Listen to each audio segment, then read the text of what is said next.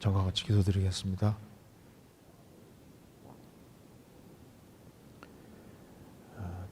은혜와 사랑이 풍성하신 하나님 아버지 감사합니다.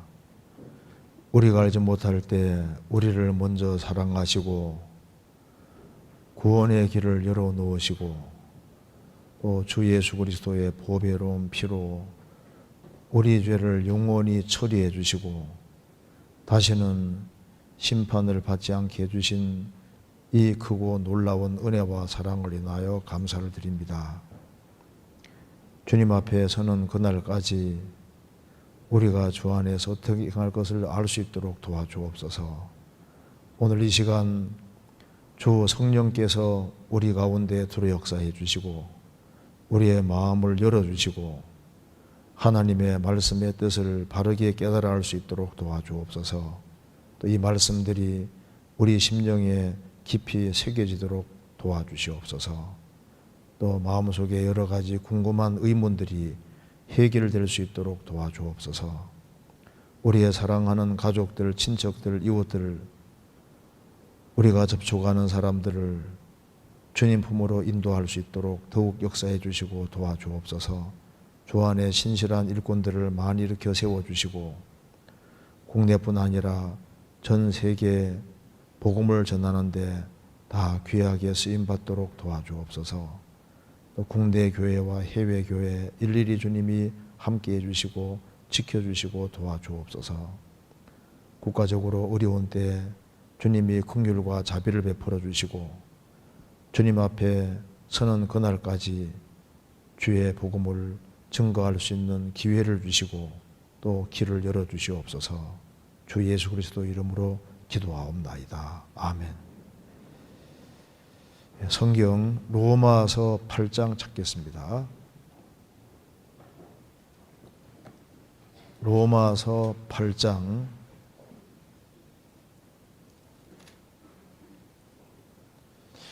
15절부터 17절까지. 성경 찾기 어려운 분은 앞에 보면 되겠습니다. 8장 로마서 8장 15절부터 17절까지 제가 읽겠습니다. 너희는 다시 무소하는 종의 영을 받지 아니하였고 양자의 영을 받았으므로 아바 아버지라 부르짖느니라. 성령이 친히 우리 영으로 더불어 우리가 하나님의 자녀인 것을 증거하시나니 자녀이면 또한 후사 곧 하나님의 후사요 그리스도와 함께한 후사니 우리가 그와 함께 영광을 받기 위하여 고난도 함께 받아야 될 것이니라. 거기까지입니다. 우리가 저번 주에 일주일 동안 같이 하나님 말씀을 배웠습니다. 오늘은 어제 말씀에 이어서 그리스도인이 꼭 알아야 될, 요긴하게 알아야 될 것들을 몇 가지를 좀 말씀을 드려보도록 하겠습니다. 그 양해 말씀을 구하는데요. 오늘 주일인데 12시 반에는 못 끝납니다. 12시 반에 못 끝나고 한 45분이나 50분 그 정도 이제 끝날 것 같은데 12시 45분이나 50분 최대한 45분 정도에 좀 끝낼 수 있으면 좋겠습니다. 조금 길어져도 괜찮겠죠? 그래서 오늘 말씀이 생각보다 사실 중요한 말씀이라 할 수 있습니다. 왜냐하면 우리가 많은 걸 아는 것보다 요긴하는 걸 아는 게 참 중요하거든요. 그래서 조금 더 어제 말씀에 이어서 좀 붙이고 말씀드리겠습니다. 어제 우리가 이 성경의 주제는 예수님이라고 하는 걸 배웠습니다. 성경은 예수님을 말하는 책입니다. 구약은 하나님께서 사람으로 나시겠다는 약속이고 신약은 하나님이 그 약속을 지켰다는 걸 증거하는 거니까 예수님 말씀하신 대로 이 성경이 곧 내게 대하여 증거하는 것이로다. 성경은 예수님 말하는 책입니다. 근데 예수님 중에서도 제일 중요한 게 뭐라고 했습니까? 예수님의 십자가. 그 십자가가 중요한 이유는 예수님 피 때문이라고 말씀을 드렸습니다. 그래서 예수님의 피의 의미를 확실하게 깨우쳐야만 그래야만 이제 사실 그게 기독교 입문이라 할 수 있고 그 피의 의미를 확실히 알아야만 신앙생활을 어떻게 하는지도 알 수가 있는 겁니다. 그래서 먼저 이거부터 한번 이건 조금 이따 보시고 이거 한번 보시겠습니다. 여기에 우리는 세상에 태어날 때 태어나고 보니까 율법 아래 태어났습니다. 일생을 살아가면서 율법을 어겨갑니다. 사실 생을 살아가는 전체가 사실 죄 짓는 연속인 거예요. 그래서 율법을 계속 어겨가기 때문에 이 법을 어긴 인간은 저주 아래 놓이게 된 겁니다. 죄인으로 나서 평생 죄를 짓고 사는데 인간은 죄를 없앨 수 있는 길이 없는 거예요. 그래서 법 위에 계신 하나님이 시간 속에 들어오셨는데 그분을 예수라고 하는 겁니다. 예수님이 삼위일체 하나님이십니다.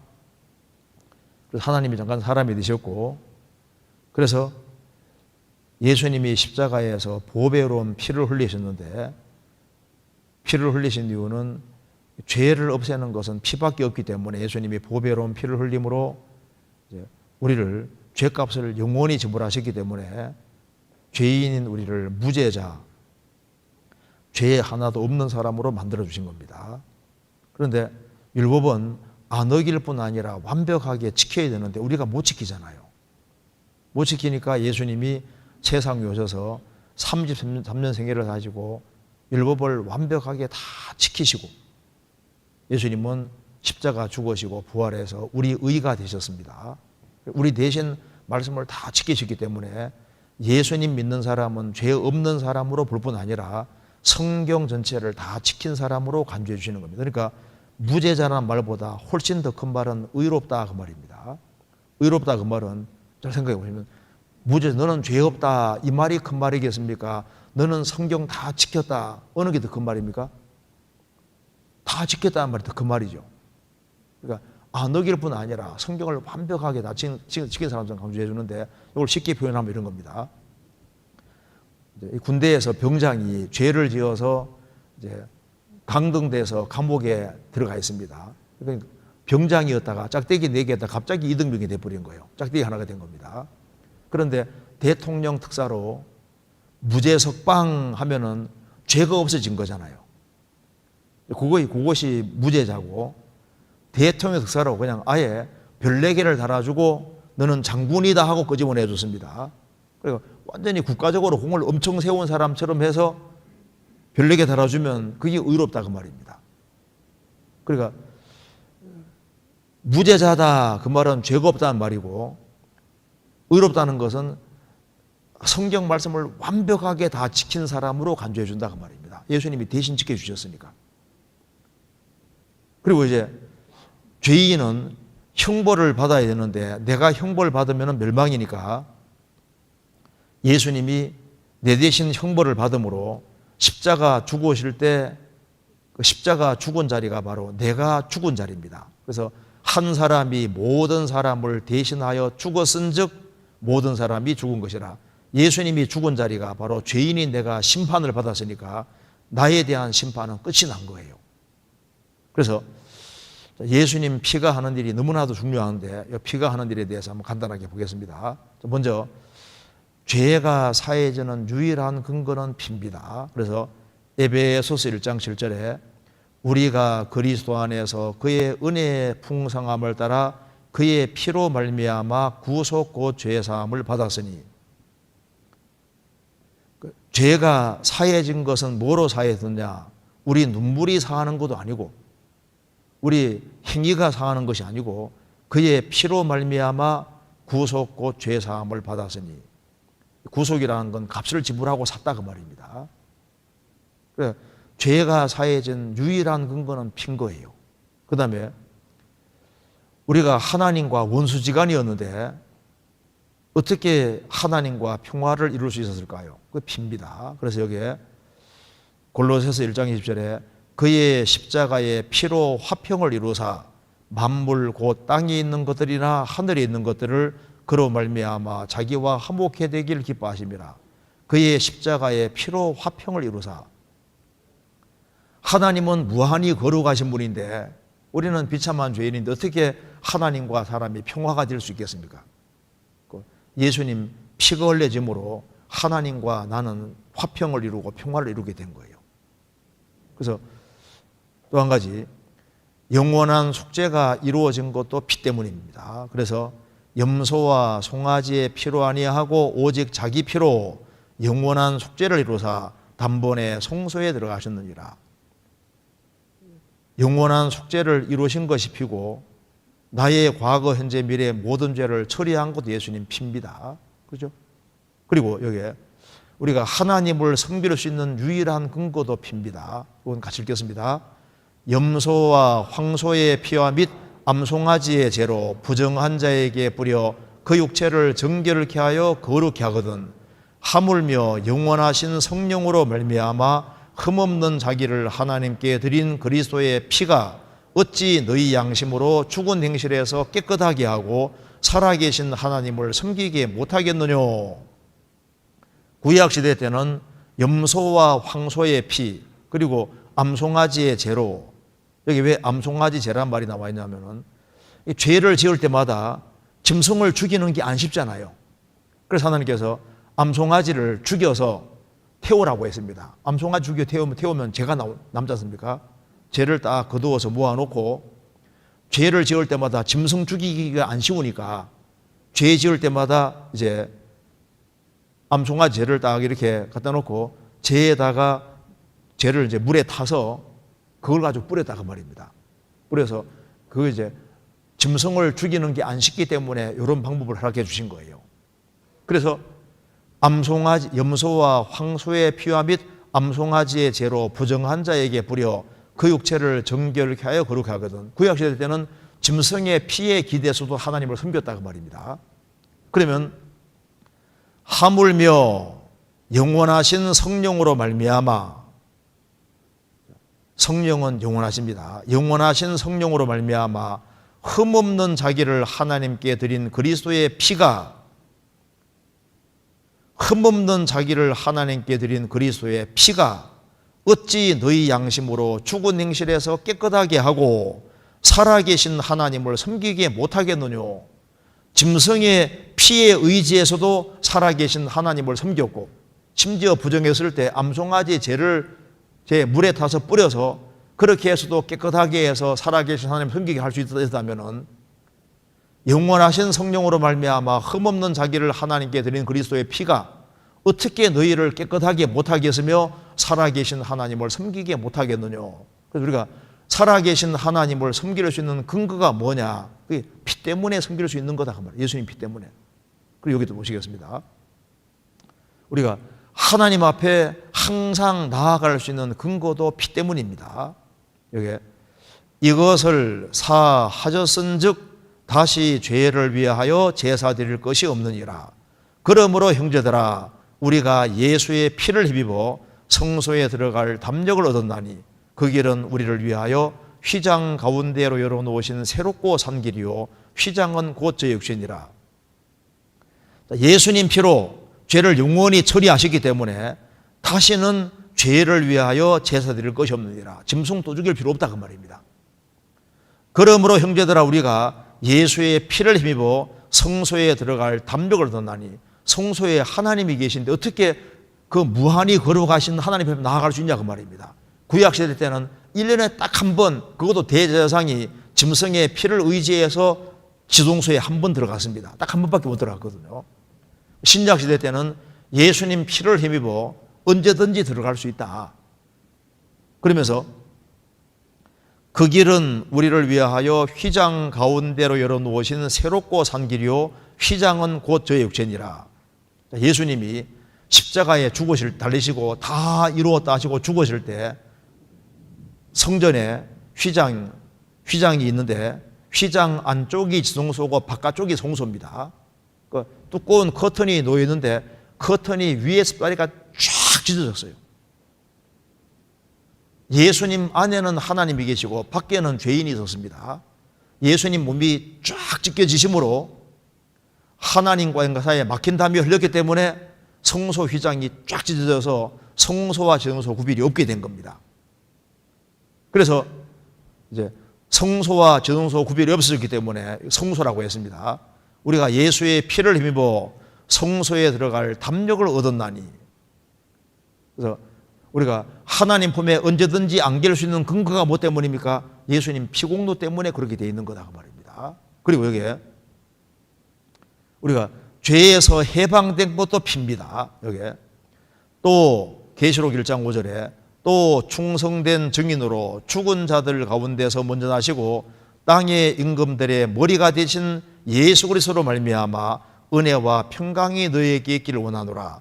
우리를 사랑하사 그의 피로 우리의 죄수를 해방하시고, 우리를 사랑하사 그의 피로 우리의 죄의 소리를 해방하시고, 우리를 사랑하시기 때문에 예수님 피로서 우리의 죄의 소리를 해방시켜 준 거예요. 그러니까 빚이 1,000억이 있든 얼마가 있든 간에 빚을 그냥 돈으로 갚으면 끝나버리는 거잖아요.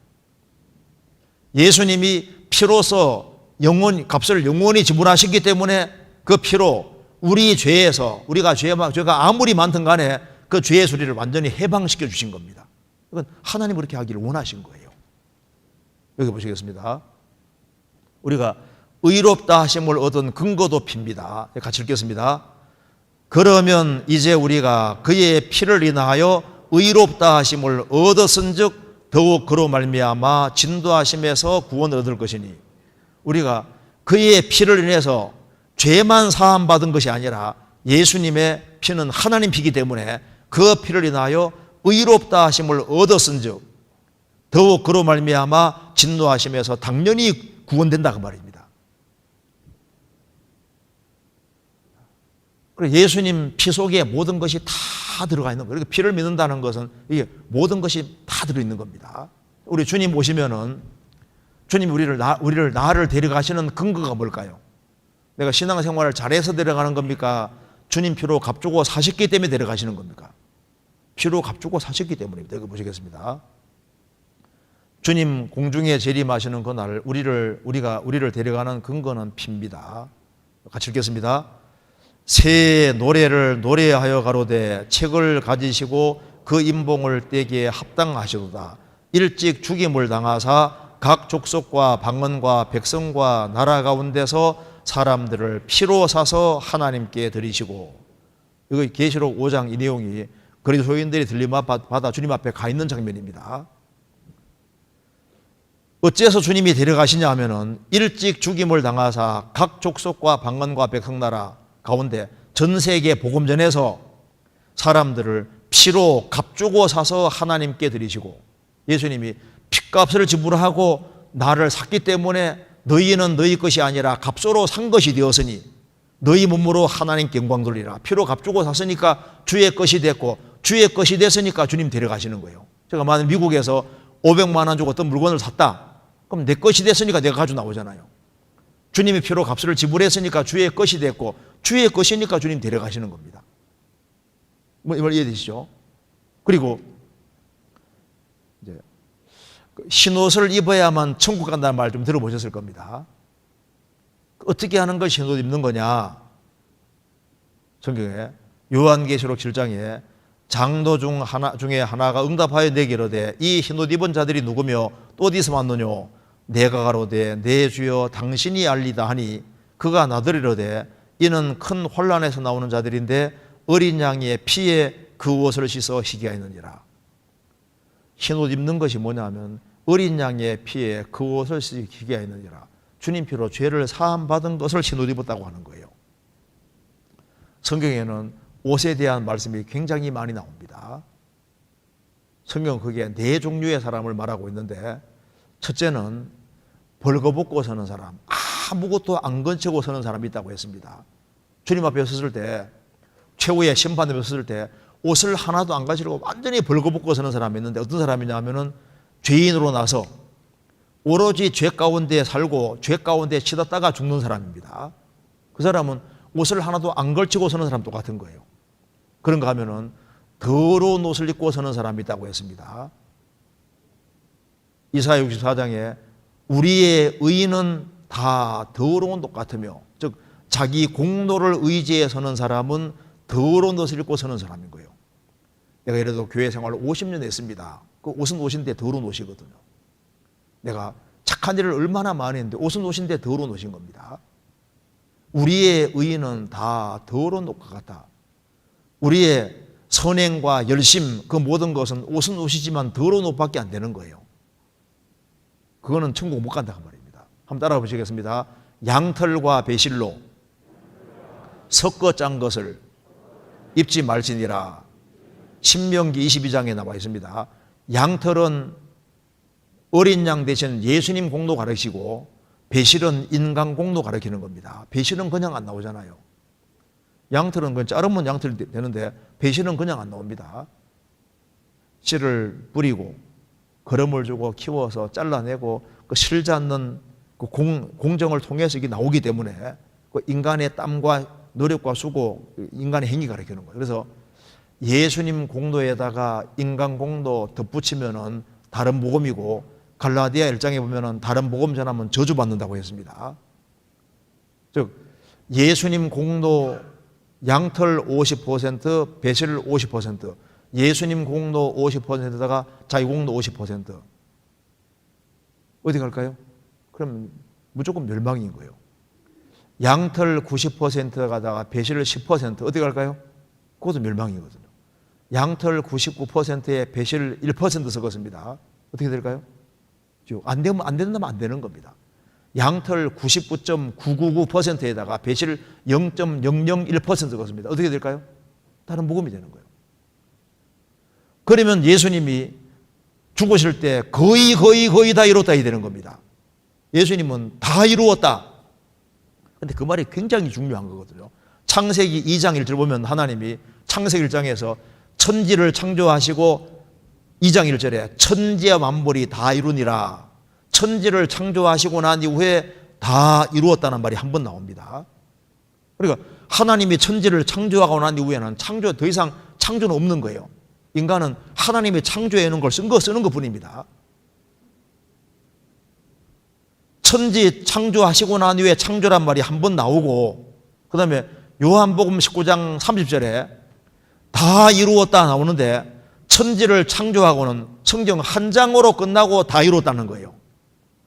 그런데 구원의 역사는 말씀으로 아니라 말씀이 육신이 되셨고 보배로운 피를 흘리고 4,000년 역사 속에서 예수님 십자가 달리셔서 다 이루신 거이기 때문에, 창조를 다 이루신 것처럼 구원과 구속을 주님이 이루셨기 때문에 인간은 그걸 누리고 활용하는 거예요. 그렇잖아요. 그래서 어떻게 하면 천국 가느냐? 신옷 입어야 가는데 어린 양의 피에 그 옷을 씻게 하였느니라. 예수님의 완전한 피공로 기대는 사람, 그 사람이 천국을 가는 겁니다. 그렇잖아요. 그래서 여기에 이제 찬송가 중에 이거 한번 같이 불러보겠습니다. 이렇게 204장 같이 부르시겠습니다. 예수로 나의 구주 삼고 성령과 피로써 거듭나니 이 세상에서 내 영혼이 하늘의 영광 누리도다. 이것이 나의 간증이요 이것이 나의 찬송일세. 나 사는 동안 끊임없이 구주를 찬송하리로다. 이것이 나의 간증이요 이것이 나의 찬송일세. 무슨 간증이 진정한 간증이냐 하면은 피공도가 믿어지는 간증이 진정한 간증인 거예요. 예수로 나의 구주 삼고 성령과 피로써 거듭나니, 그 성령이 피를 믿게 해주시는 겁니다. 피공도가 믿어지는 거예요. 그래서 예수님 피는 나 때문에 흘려졌고 예수님 피는 실제로 내 죄값을 영원히 지불하신 것이 사실입니다. 그 믿어지는 것이, 그 믿어지게 하신 분이 성령이신 거라고요. 그래서 이제 이거 한번 보시겠습니다. 여기 죄 사함을 얻어라. 그리하면 성령을 선물로 받으리니. 그러니까 죄 사함을 받은 사람에게 성령이 선물로 들어오시는데 죄를 사한 것이 피잖아요. 그래서 여기 보면은 어제 잠깐 배웠습니다. 우리가 그리스도 안에서 그의 은혜의 풍성함을 따라 그의 피로 말미암아 구속 곧 죄 사함을 받았으니 그 안에서 너희도 진리의 말씀 곧 너희의 구원의 복음을 듣고 그 안에서 또한 믿어 약속의 성령으로 인치심 받았으니. 그래 구원의 복음을 듣고 믿을 때 약속의 성령 인치심 받는데 그 구원의 복음이 도대체 뭐냐 그 말입니다. 주님 피가 내 죄값을 확실히 지불했다는 이게 확실하게 될 때 그거 믿어지게 하신 분이 성령이다 그 말입니다. 그래서 그 성령이 양자 영이기 때문에 여기 보시겠습니다. 구원받기 전에는 하나님은 심판자고 죄인인데 주님의 피공로를 딱 믿을 때 심판자는 아버지 되고 나는 아버지 아들 되는 거예요. 그래서 여기에 이제 이 말이 이해될 겁니다. 제가 한번 읽어보겠습니다. 너희는 다시 무서워하는 종의 영을 받지 아니하였고 양자 영을 받았으므로 아바 아버지라 부르셨느니라. 무서워하는 종의 영을 받지 아니하였고, 교회 생활하면서도 행위에 기대해서 천국 가려고 하는 모든 사람은 무섭습니다. 왜? 아무리 해도 끝이 없거든요. 그러니까 행위에 기대해 천국 가려고 하는 사람은 영혼 깊숙한 속에 항상 두려운 게 있는 거예요. 왜? 잘할 때는 천당 갈 것 같거든요. 혹시 주를 빼먹으면 꼭 지옥 갈 것 같아. 행위에 기대는 사람은 항상 마음이 달랑박사입니다. 너희는 다시 무서워하는 종의 영을 받지 아니하였고 양자의 영을 받았으므로 아바 아버지라 부르느니라. 그 성령이 바로 양자의 영인데 아들이 아닌 사람이 아들 되는 것이 양자입니다.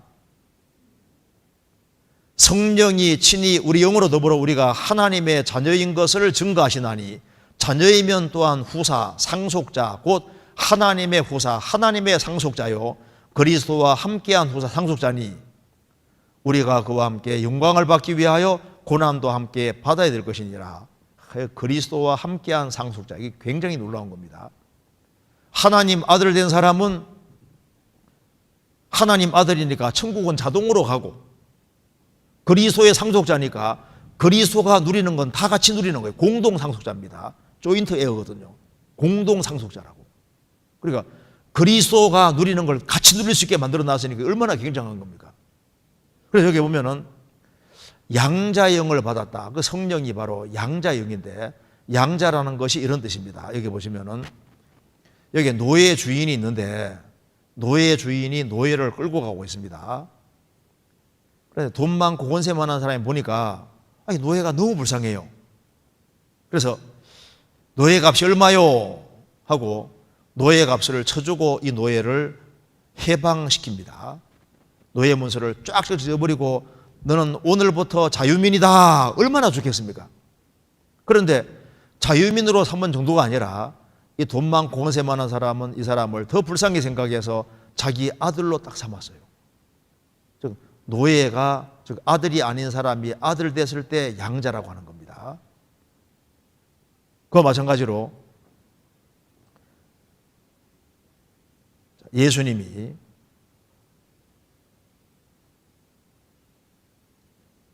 우리가 죄인인데 예수님은 우리 보시고 정말 불쌍하게 생각했습니다. 그래서 예수님이 핏값을 지불해서 우리를 죄에서 해방시켜 주시고 우리를 죄에서 완전히 해방시켜 주시고 자유민으로 만들어 주셨습니다. 자유케 해주셨습니다.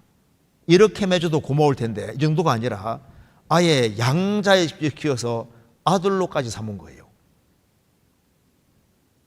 예수님 피는 우리를 지옥 형벌에 던져주셨고 그 피를 믿어지게 하신 성령께서는 양자영이기 때문에 그냥 죄인을 갑자기 그냥 아들로 삼았다고 말입니다. 우리는 졸지에 그냥 아들이 된 거예요. 그러면 저게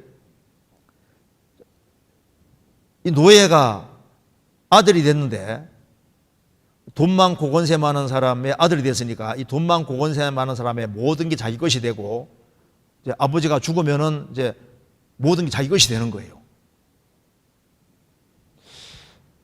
그런데 이 아들이 당장 아들답게 살까요? 아니면은 노예의 근성과 기질이 나올까요? 노예의 근성 기질이 나오죠. 그런데 아버지는 그 하나도 문제 안 됩니다. 왜? 그런 줄 알고 무조건적인 긍휼로 아들로 삼았으니까 아들을 교육시키고 도와주고 사랑하는 가운데 시간 지나가면 어떻게 됩니까? 점점 아들답게 됩니다. 그러니까 아들 되는 건 순간인데 아들답게 되는 데는 시간이 걸리는 거예요. 마찬가지로 우리를 주님이 피로서 죄값을 지불하고 우리를 죄인에서 하나님의 아들로 삼아놨는데 우리가 당장 아들답게 살까요? 죄인의 근성과 기질이 나올까요? 나오죠. 그러면 하나님이 실망합니까? 안 합니까? 그런 줄 알고 아들로 삼은 거예요. 그래서 하나님께서 우리를 하나님 아들답게 만드시려고 성령을 주신 거다 그 말입니다. 그래서 삼위일체 하나님 들어보셨을 겁니다. 성부 하나님은 구원을 계획 작정하셨고 성자 하나님 예수님은 세상에 오셔서 피를 흘림으로 죄를 처리하셨고 성령께서는 성령은 그 피를 믿게 해주시고 이제 그리스도를 닮아가도록 배후에서 작업을 하시기 때문에 성령을 다른 말로 보혜사라. 보혜사는 영어로 말하면 더 헬퍼 혹은 더 컴포트입니다. 도와주시고 위로하시고 우리를 바꿔가시는 분인데 그래서 예수님 피는 우리를 지옥 형벌에서 건지셨고 피를 믿게 하신 성령께서는 우리 영혼 속에 작업을 해나가시는 거예요.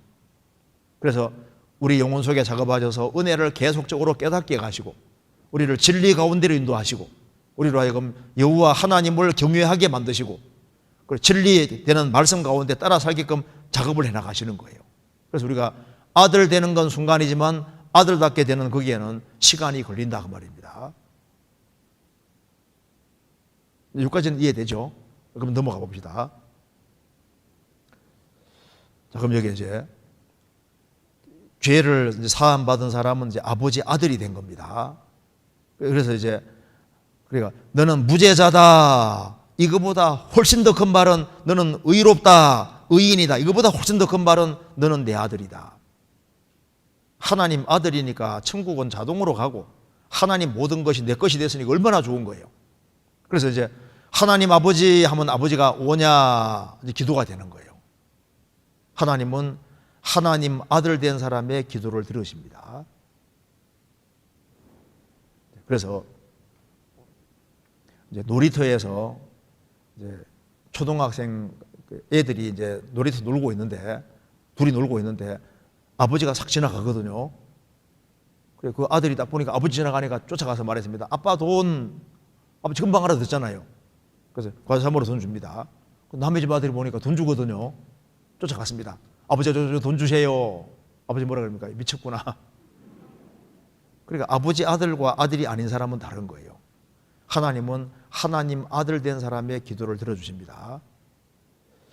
불신자들이 구원을 안 받은 사람도 하나님께 간절히 기도하면 하나님이 살아계시다는 걸 보여주기 위해서 여러 가지로 하나님이 응답해 주는 그런 일이 있는데 그것은 하나님의 존재를 알려주는 것이지 그 응답이 왔다고 해서 구원받은 게 아닙니다.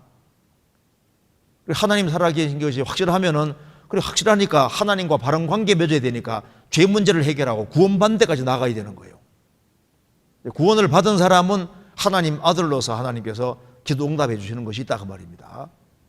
그런데 또 기도한다고 하니까 막 무조건 막 유창하게 길게만 해야 되는 게 아니고 기도는 내용이 분명한 게 더 중요합니다. 그래서 성경과 맞는 게 더 중요하거든요. 어떤 자식이 이제 아버지에게 이제 책을 살라고 돈 5만 원을 구하러 들어갔습니다. 아버지한테 얘기합니다. 아버지 때는 바야흐로 봄이 되었습니다. 어쩌고 막 이렇게 얘기하면요. 용건이 뭐요? 책 사야 되니까 돈 5만 원 주세요. 그러니까 내용을 분명히 하는 게 더 중요한데 아버지 앞에 연설하는 사람이 있는데 어떤 장로님 한 분이 기도를 하는데요. 우리 장로님 기도해 주시겠습니다. 장로님 기도하는데 막 창세기부터 요한계시록까지 막 해가 끼어가지고 막 얼마나 길게 기도하는지 몰라요. 눈 딱 뜨고 보니까 목사님하고 둘밖에 안 남은 거예요. 그래서 다른 분들 다 어디 갔냐 하니까 노아 홍수 때 다 떠내려갔다고. 무슨 말이에요? 너무 길으니까. 대중 기도를 또 그렇게 길게 하는 건 또 안 좋거든요. 그렇잖아요. 하나님 앞에는 하나님은 말을 많이 듣는 게 아니라 내용이 분명한 게 훨씬 더 중요한 거예요. 그리고 그 기도 내용도 또 성경과 맞아야지 확신이 있거든요. 항상 의심하면서 하는 기도는 좋은 기도가 아닙니다. 그래서 성경의 근거에서 말씀 붙잡고 하는 기도가 제일 좋은 기도가 되는 거예요. 너무나도 큰 곤란과 어려움을 당할 때 하나님 분명히 말씀하지 않았습니까? 감당할 이상의 시험 안 준다고 하지 않았습니까? 내가 너무 힘드니까 감당할 이상의 시험이 없다고 했고 피하를 준다 하셨으니까 이걸 이길 힘을 주시든지 피할 길을 주셔야죠. 이렇게 하면 이게 말씀과 맞다니까요. 신앙생활하는 가운데서 하나님 말씀 붙잡고 매달리는 게 이게 최고 좋은 기도가 되는 거예요. 어쨌든 간에 하나님 아들 된 사람은 기도할 수 있습니다. 그래서 누가 나를 너무너무 막 괴롭히고 하면요, 그전에는 막 팔 걷어붙이고 한바탕 했을지 몰라도 이제 구원받고 나면은 어떻게 하면 됩니까? 하나님, 저 사람 나를 참 괴롭게 하는데 하나님이 좀 해결해 주세요. 하나님 좀 간섭해 주세요. 하나님이 그 기도를 다 들으십니다. 구원받은 사람이 마음으로 생각하는 것도 다 아시거든요. 중심을 주님이 다 아시는 거예요. 우리가 선한 마음을 갖는 것도 다 아시고, 그리고 모든 형편과 상황을 아시기 때문에 그대로 얘기하면 주님이 그거 다 들으시는 거예요. 그리고 이것도 봅시다. 그리고 이제 아들 중에는 그게 순종을 잘하는 아들이 있고 말 안 듣는 아들이 있다고 했는데 둘 다 아들이지 않습니까? 근데 아버지는 순종하는 아들을 기뻐하십니다. 그래서 순종하는 아들에게는 상과 영광 주신다고 하셨고, 말을 잘 안 들으면 매를 때리는 것인데 징계입니다. 하나님 아들 되고 난 이후에 첫 번째 배워야 될 것이 순종이에요. 하나님께 쓰임받은 사람의 특징 중에 하나가 아주 근본적인 것이 순종을 잘하는 겁니다. 어린아이가 태어나면 뭐부터 배워야 됩니까? 영어 수학부터 배워야 됩니까? 순종하는 것부터 배워야 됩니까? 부모말에 순종하는 것부터 배워야 되는 거예요. 군대에 들어가면 명령 복종하는 것부터 배워야 되는 것처럼 하나님 자녀가 되면 제일 먼저 배워야 될 것이 하나님이 말씀하시면 이게 제일 편안하고 제일 좋은 길인 거예요. 제가 문제 하나 내보겠습니다. 아버지가 심부름을 시킨다. 첫째, 말로 할 때 한다. 두 번째, 조금 얻어맞고 한다. 세 번째, 끝까지 버텨서 쫓겨난다. 몇 번째입니까? 말로 할 때 한다. 그 제일 좋은 길인 거예요. 이런 얘기 들어보셨어요? 어떤 아버지가 이제 집에 오는 길에 짜투리 돌이 남아서 이제 집에 오다 보니까 상점 앞에 동전 집어넣고 이제 장난감 뽑는 기기가 있는 거예요. 그래서 짜투리 돈이기 때문에 딱 집어넣고 뺐는데 신기하게도 아주 굉장히 좋은 장난감 하나 뽑은 겁니다. 그런데 애가 4명이 있거든요. 4명이 있는데 이거 하나밖에 이제 한 사람만 줄 수밖에 없으니까 아버지가 이제 말합니다. 애들이 보니까 막 장난감이 너무 좋은 거예요. 서로 가지려고 하는 겁니다. 그 아버지가 말합니다. 자, 이 조건에 맞는 사람에게 이걸 주겠다. 우리 집에서 어머니가 말씀하면 제일 딴소리 하지 않고 무조건 네 하고 말 제일 잘 듣는 사람이 누구냐? 부터 해가지고 이제 여러 조건을 딱딱 제시하니까 매일 말을 제일 잘 듣는 사람을 이제 얘기를 하는 겁니다. 그러니까 애들이 이렇게 서로 보더니만 아빠 해. 아빠 가죠. 우리 집에서 엄마 말 제일 잘 듣는 사람은 아빠니까 아빠 가죠. 애들이 엄마 말을 잘 들어야 되는데 아빠가 제일 많이 말 잘 듣고 있는 거예요. 하나님 아들이 되고 난 다음에 신앙생활은 복잡하게 안 돼 있으면 아주 간단하게 돼 있거든요. 성경이 그렇게 되어 있으면 그대로 따라하면 가장 이 현명하고 제일 쉬운 길이 되는 거예요. 그리고 여기 보시겠습니다. 그리고 여기에 이 아버지 아들이 같이 친밀하게 사귀는 게 신앙생활인데, 아버지하고 아들하고 이제 잘 사귀다가 아들이 혹 잘못한 걸 고집하면은 이게 사귐이 깨져 버리잖아요. 그래서 자백이란 말이 히브리 말, 헬라 말로 동무입니다. 동일하게 말하다 그 뜻입니다. 그래서 아버지가 아들에게 너 잘못한 거 맞지? 하고 지적을 하면은 나 잘못한 게 없어요. 아버지 괜히 그러시네. 이러면 어떻게 됩니까? 그러면 이게 사귐이 안 되는 거예요. 자백이란 말은 동일하게 말하다 그 말입니다. 그러니까 아버지가 잘못한 것이 맞지 하면 잘못한 것이 맞습니다. 아버지 다음부터 안 그럴게요 하면은 다음부터 그렇게 하지 말아라. 그러면 그 다음에 사귐이 되는 거예요. 무슨 말이 되죠? 그래서 자백과 용서는 친밀한 사귐을 위한 겁니다. 자, 저번에 한번 읽어드렸는데 한번 다시 한번 보시겠습니다. 여기 그랜더 종합교리 6번 여기 이걸 분명히 하는 게 필요합니다. 이미 의롭다함을 얻은 성도들이 반복적으로 회개하는 것은 하나님의 심판의 형벌을 받지 않기 위해서입니까? 그렇지 않습니다. 왜냐하면 이미 그리스도를 믿음으로 의롭게 된 성도들은 그 믿는 순간부터 구원을 받아 죄의 형벌에서 면제되었기 때문입니다. 즉 하나님께서 성도들을 의롭게 하신 것은 과거 죄에서 해방시켜 주신 것만을 의미하는 것이 아니라 현재나 미래의 모든 죄까지 이미 해결해 주신 것입니다. 따라서 이미 구원받은 성도에게 있어서 죄의 회개는 죄에 대한 하나님의 형벌과는 아무런 상관이 없습니다. 그렇다면 성도가 반복적으로 회개하는 까닭은 무엇입니까? 하나님과의 화평한 관계를 누리기 위해서입니다. 그렇게 되어 있죠? 그러니까 여기 하나님 자녀가 뉘우치고 돌이키는 것은 무슨 받을 벌이 있어서 그런 것이 아니다 그 말입니다. 무슨 말이 되죠? 왜? 벌은 십자가로 끝이 난 거예요. 영단번으로 끝이 난 겁니다. 그래서 이제 하나님께서는 구원받은 자녀를 하나님의 자녀로서 항상 취급한 자녀로서. 자녀가 격결로 가면 돌이키는 것도 회개거든요. 그렇잖아요. 성경 보면은 구원받은 사람은 처음 사랑이 있는데 시간 지나가면서 첫사랑을 버렸을 때 첫사랑으로 다시 돌아가는 것도 성경에서 회개라고 되어 있는 거예요. 마음이 미지근해진 사람이 다시 뜨거워지는 것도 성경에 회개라고 그랬거든요. 그러니까 원상태로 돌아가는 게 회개다 그 말입니다. 하나님과 항상 친밀한 관계 속에 있어야 될 걸 말씀하신 겁니다. 그런데 하나님 자녀가 된 사람이 고의적으로 죄를 지었을 때 어떻게 되느냐?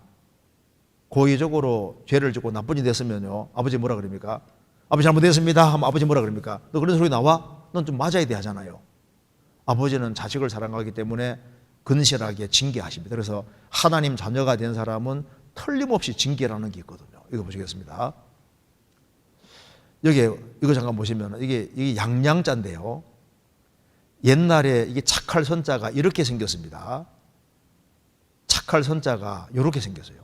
그러니까 양양자 옆에 말씀 문자 2개 붙은 것이 착할 선자입니다. 착할 선자. 그러니까 뭐가 착한 거냐 하면 목자가 말을 하면은 귀담아 잘 듣는 게 착한 거다 그 말입니다. 무슨 말이 되죠? 그러니까 이 착할 선자, 착하다. 착할 선자, 착하다는 것이 고문에서는 이렇게 돼 있는 거예요. 양이 말을 잘 듣는 게 착한 거다 그 말입니다. 그런데 말을 잘 안 들으면 이게 좀 매를 좀 맞아야 되잖아요. 그래서 여기서 말했습니다. 히브리 12장 7절 8절에 너희가 참음은 징계를 받기 위함이라 하나님이 아들과 같이 너희를 대우하시나니 어찌하비가 징계하지 않는 아들이 있으리요 징계는 다 받는 것이거늘 너희에게 없으면 사생자요 참아들이 아니니라. 하나님이 아들과 같이 너희를 대우하시나니 이제 구원받은 사람은 하나님이 아들과 똑같이 아들처럼 대우하시는 거예요. 그런데 어찌 아버지가 징계하지 않는 아들이 있으리요. 남의 집 아들은 버려두지만은 자기 아들은 꼭 징계하잖아요. 징계는 답니다. 다 받는 것이거늘 너희에게 없으면 사생자요 참아들이 아니니라. 참아들은 징계라는 게 있다고 말해요. 그래서 하나님 자녀가 된 사람은 깃길로 못 갑니다. 깃길로 가면요 하나님 간섭이 있거든요. 그래서 부모가 계신다는 것이 얼마나 복입니까? 간섭하는 게 싫을지 몰라도 시간 지나가면 간섭해 준 것이 나중에 보면 새록새록 떠오르면서 얼마나 그게 감사한지를 알게 되는 거예요. 왜? 사랑하시기 때문에 징계한다는 걸 알게 되는 겁니다. 이 성경을 읽어보시면은 하나님 자녀가 된 사람이 격결로 가면요 주님이 딱 계산해서 정확히 징계가 있는데 당장 징계 안 한다고 좋아하면 안 됩니다. 하나님이 모닥모닥 모아서 어느 날 딱 지거든요. 나중에 보면 아차 이거 한 대 맞았구나 깨닫게 된다니까요. 야곱은 자기 생애 속에서 2번 크게 거짓말을 합니다. 한 번은 형님을 속였잖아요. 장자 명분을 팥죽 한 그릇과 팔아먹게 만들었는데 에서 형이 말했습니다. 우리 야곱 동생이 나를 속였습니다. 사기쳤다 그 말입니다. 만일 이게 100억짜리 물건이 있는데 그걸 팥죽 한 그릇으로 팔아먹게 만들면요, 이거 완전 사기꾼이잖아요. 장자 명분을 팥죽 한 그릇 팔게 만들었습니다. 형을 한 번 크게 속였고 또 한 번은 아버지를 크게 속였거든요. 2번 크게 속였습니다. 자기 생애 속에서 2번 크게 당한다는 거 아시죠? 이제 신혼 첫날 밤에 원래 라헬하고 결혼하기로 돼 있는데 장인이 언니 레아를 싹 집어넣어버린 거예요. 캄캄하니까 말 수 있어야죠. 아침에 일어나보니까 언니인 거예요. 장인에게 말합니다. 장인 왜 나를 속였습니까? 우리 동네에서는 동생부터 시집 보내는 예가 없다. 너 7년 봉사했는데 내게 7년 더 봉사해라. 내가 7일 후에 딸을 동생을 주겠고 7년 더 봉사해라. 그래서 졸지의 아내가 둘이 돼버리고 그리고 처가살이 총 20년 됐습니다. 장인에게 아주 폭소갔거든요. 그 다음에 이제 12아들을 낳았는데 10명의 아들들이 11번째 요셉을 에집트에 팔아먹고 요셉이 채색 옷을 입고 있는데 채색 옷에다가 짐승비를 딱 묻혀가지고 가져왔습니다. 아버지 이거 요셉 옷이 아니에요? 우리 아들이 정령 찢겼구나. 자기 아들들에게 폭소갔어요. 왜 그랬을까요? 자기가 아버지 속였거든요. 자기가 2번 속였기 때문에 자기의 생애 속에서 2번 크게 된통당했습니다. 그런 게 징계라고 하는 겁니다. 그래서 하나님 자녀가 된 사람이 혹시 무슨 사기친다든가 나쁜 짓 한다든가 주님이 딱 모아서 적절한 때에 정확히 징계가 있습니다. 그 징계가 무서운 줄 알아야 되거든요. 그래서 하나님 자녀가 된 사람은 멸망은 없는 대신에 징계라는 게 있고 너무 곁길로 가면은 너는 지구상에 살아서는 안 되겠다 싶으니까 주님 빨리 죽여서도 데려가는 일이 있다고 되어 있잖아요. 고린도 전서 11장 보면은 이러므로 너희 중에 약한 자가 많고 병든 자가 많고 잠자는 자도 적지 않다. 고린도 교회는 원래 고린도란 말 뜻이 코린시안 풍기불란한 그런 뜻이거든요. 죄 많은 도시에서 사람들이 구원을 받았는데 바르게 안 살아가니까 하나님께서 약하기도 하고 병들기도 하고 심지어 징계로 죽인 사람도 있다고 했습니다. 그런데 불신자와 구별을 하기 위해서 구원받은 사람이 죽었을 때는 꼭 잔다고 표현하고 있거든요. 죽었다고 표현하지 않고.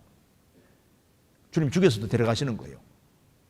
그래서 하나님 자녀가 된 사람은 징계라는 게 있다는 걸 알 수 있다고 말입니다. 넘어가 보겠습니다. 자, 그러면은 여기에 정리를 해봅시다. 그럼 어째서 하나님 자녀가 된 사람이 불순종을 할 가능성이 있느냐? 이유가 있습니다. 우리가 구원을 받았다는 것은 죄를 사함 받았다, 의롭다함을 얻었다, 하나님의 자녀가 됐다, 우리 영혼이 구원됐다 그런 뜻입니다. 한번 따라해 보시겠습니다. 믿음의 결국 곧 영혼의 구원을 받음이라. 구원받았다는 것은 우리 영혼이 멸망하지 않게 됐다 그 말입니다. 그래서 죄를 사함 받을 때 성령이 우리 영 속에 들어오셔서 피공도를 믿어지게 해주십니다. 그래서 이제 구원을 받은 사람은 여기에 거듭났을지라도 사람에게는 소마라는 부분이 있고 사르커스라는 부분이 있는데 소마가 헬라 말입니다. 영어로는 바디 몸이고 사르커스는 sinful nature, 죄된 본성 가리키는 겁니다. 그래서 구원을 받아서도 이 죄된 본성이 사라진 것이 아니에요. 이건 언제 없어지느냐?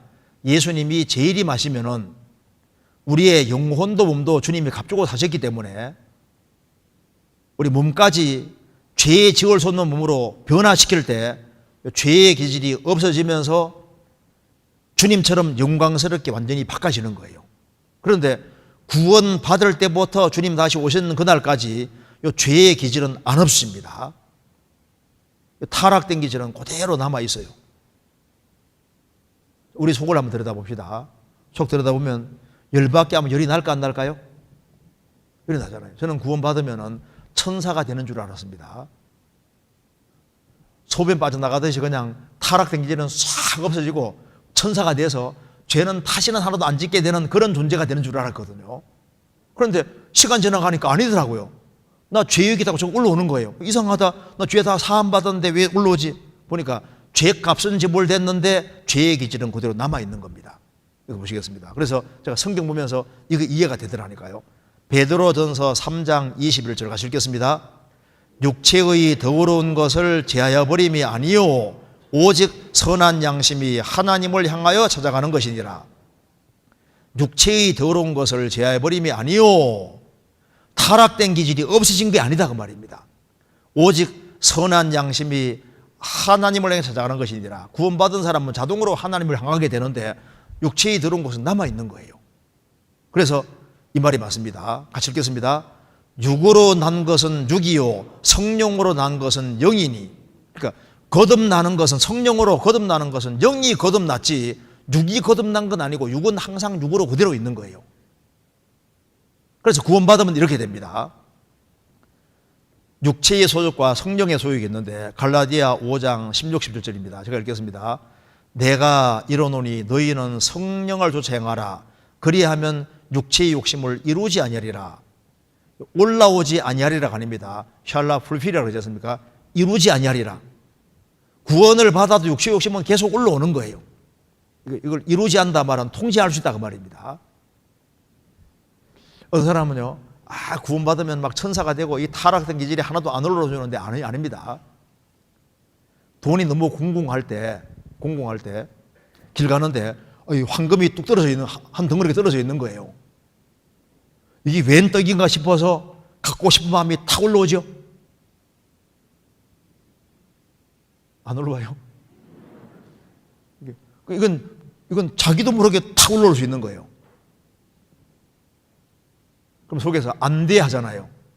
안 되기는 왜 안 돼 하고 가져가면 죄로 구성되잖아요.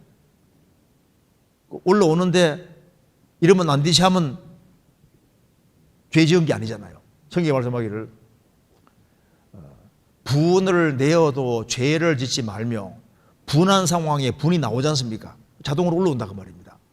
그걸 죄로 구성시키지 말고 해가 지도록 분을 품지 말아서 마귀로 틈을 타지 못하게 하라. 분한 상황에 분이 올라온다 그 말입니다. 이 타락된 기질이 올라오거든요. 여기 보면은 너희는 성령을 주행하라. 그리하면 육체의 욕심이 올라오지 아니하리라 아니라 이루지 아니하리라. 올라온다 그 말입니다. 올라오지만 통제할 수 있는 거예요. 그러면서 보면 육체의 소욕은 성령을 거스리고 성령의 소욕은 육체를 거스리나니 이 둘이 서로 대적함으로 너희의 원하는 것을 하지 못하게 하면, 이렇게 서로 대적함으로 이 구절이 중요한 구절입니다. 왜냐하면은 이게 헬라 원어로 무슨 뜻이냐면은 이게 이제 이쪽에 A하고 B하고 서로 적입니다. 참호를 파고 지구전 펼치는 걸 말하는 거예요. 그래서 이게 이제 B 쪽에서 힘을 길러서 아주 맹공격을 보부되면은 참호 속에 쏙 숨어듭니다. 안 죽었거든요. 근데 뭐 없는 것처럼 보이는 거예요. 근데 속에 남아 있습니다. 이 속에서 안 보일 때도 힘을 길러서 이제 A가 힘을 길러서 B 쪽을 맹공격하면은 B는 또 참호 속에 쏙 들어가요. 없어진 줄 알았는데 속에 남아 있는 겁니다. 서로 안 죽거든요. 그래서 힘을 길러서 치고 쏙 들어가고 또 약해지면 또 이게 힘 길러서 치고 이렇게 표현되어 있습니다. 그러니까 여기 보면은 구원을 받은 사람도 속에 성령이 들어와 있으니까 성령의 소욕이 있습니다. 성령님은 그 하나님의 뜻을 따라서 하나님 말씀 가운데 살게끔 하는 그 마음을 계속 불러일으키고, 또 육체의 소욕은 타락된 기질은 세상으로 가고자 하는 마음이 또 올라오거든요. 이 둘이 서로 대적한다. 티격태격한다 그 말입니다. 그래서 구원받고 나면은 육체의 소욕과 성령의 소욕이 이게 속에 자꾸 싸운다는 걸 느끼게 되는 거예요. 그래서 구원받으면 이렇게 됩니다. 꼭 이렇게 돼요. 쥐하고 채하고 묶어둔 거 비슷합니다. 근데 여기 참새 묶어놓으면 어떻게 될까요? 쥐에 딸려갈 거 아니에요. 독수리 묶으면 낚시를 갈 겁니다. 그것처럼 우리 육신의 소욕도 있고 성령의 소욕도 있는데 누가 이기느냐? 힘센 놈이 이기는 거예요. 그래서 우리 속사람이 강건해지면은 힘을 얻어서 육신을 치면서 신앙생활을 잘 할 수 있게 되는 거고, 또 성령의 공급 못 받으면은 육신이 성령의 힘을 잘 얻어야 되는데 약해지니까 육신에 딸려서 세상으로 오라 나는 공고한 자로다. 그런데 구원받고 나면은 그전처럼 세상 딸려갈 때 안 즐겁거든요. 갈등이 굉장히 심하다니까요. 이 두 개가 싸우는 거예요.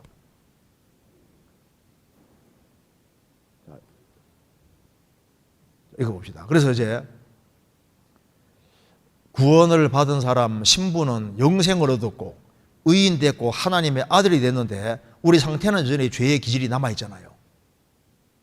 그래서 우리가 신앙생활을 잘 할 수 있는 수단 주셨는데 말씀과 기도, 교제, 전도 이런 걸 통해서 이제 우리가 점점 아들답게 돼 가는 거예요.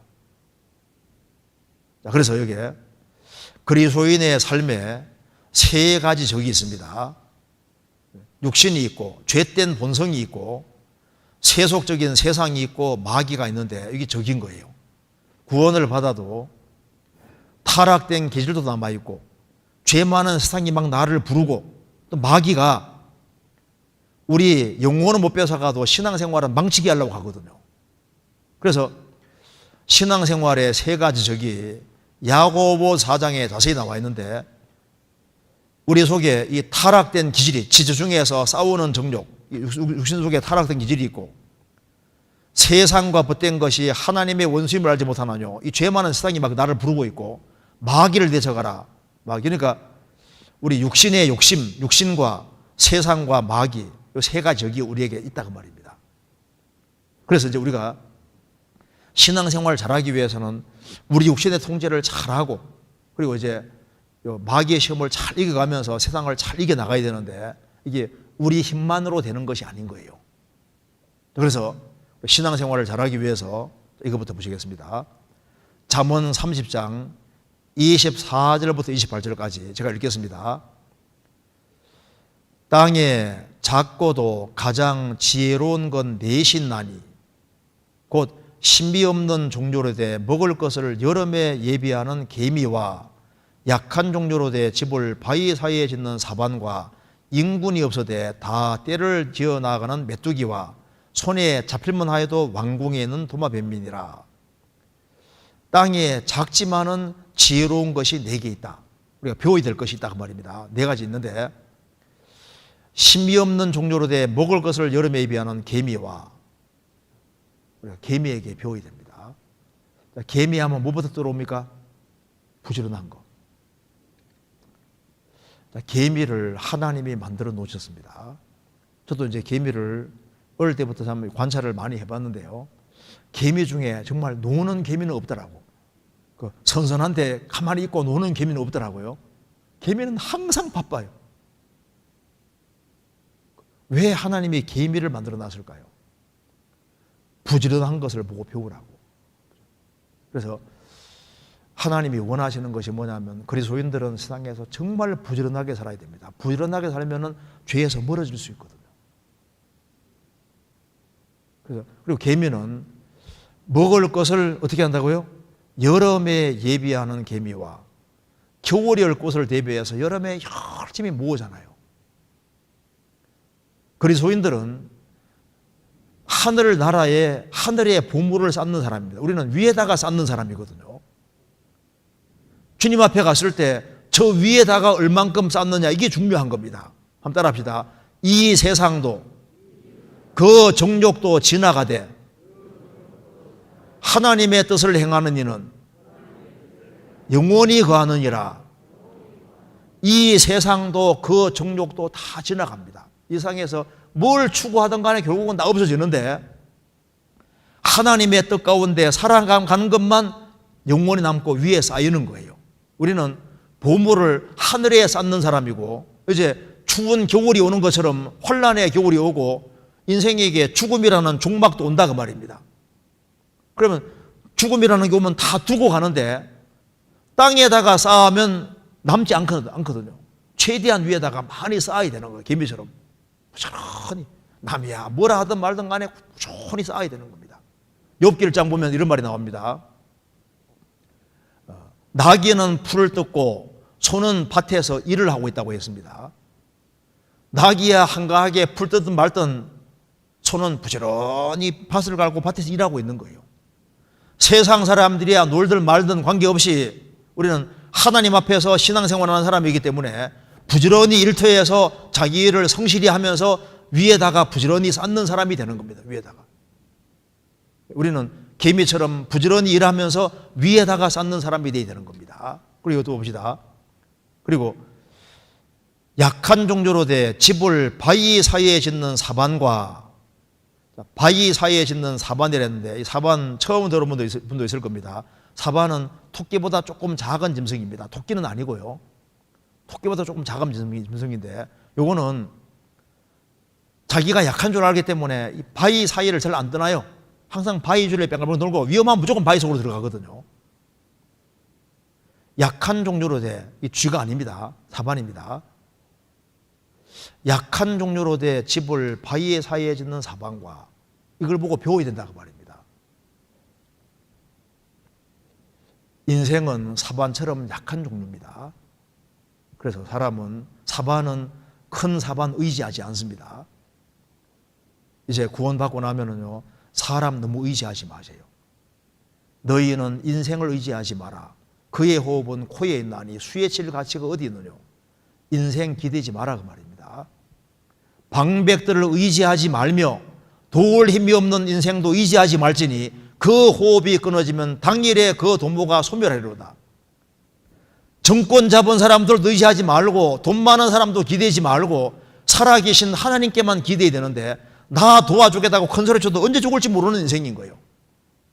결혼해 살아도 남편에게 너무 기대지도 말고 남편보다 하나님을 더 기대야 됩니다.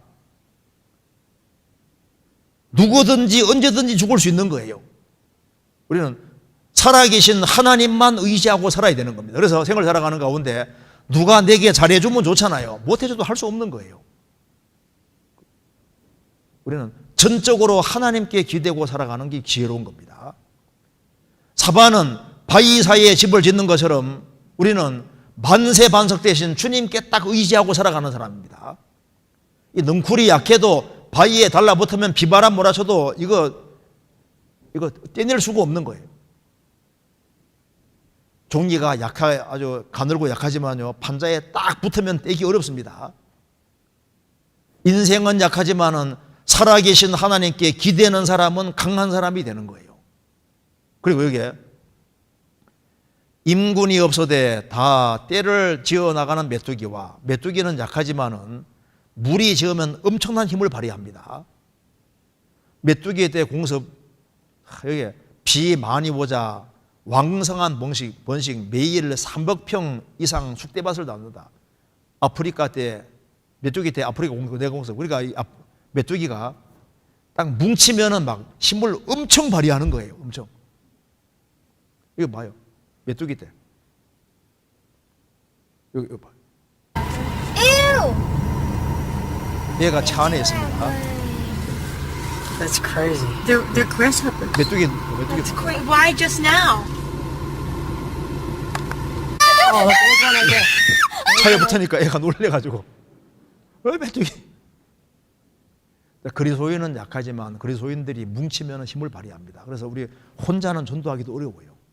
그런데 구역 식구들이 딱 하나가 돼서 전도하면요, 전도하기도 수월하거든요. 뭉치면 힘이 생긴다니까요. 그리스도인들이 하나가 되면 엄청 힘을 발휘합니다. 가정에서도 부부가 하나가 되면요, 상당히 큰 일을 할 수 있어요. 가족이 하나가 되면은 하나가 되면 힘을 엄청 발휘하게 되어 있습니다. 메뚜기 보고 배워야 되는 거예요. 그리스도인들이 한 마음과 한 뜻이 되면은 짧은 시간 내에 훨씬 많은 곳에 전도가 될 수도 있습니다.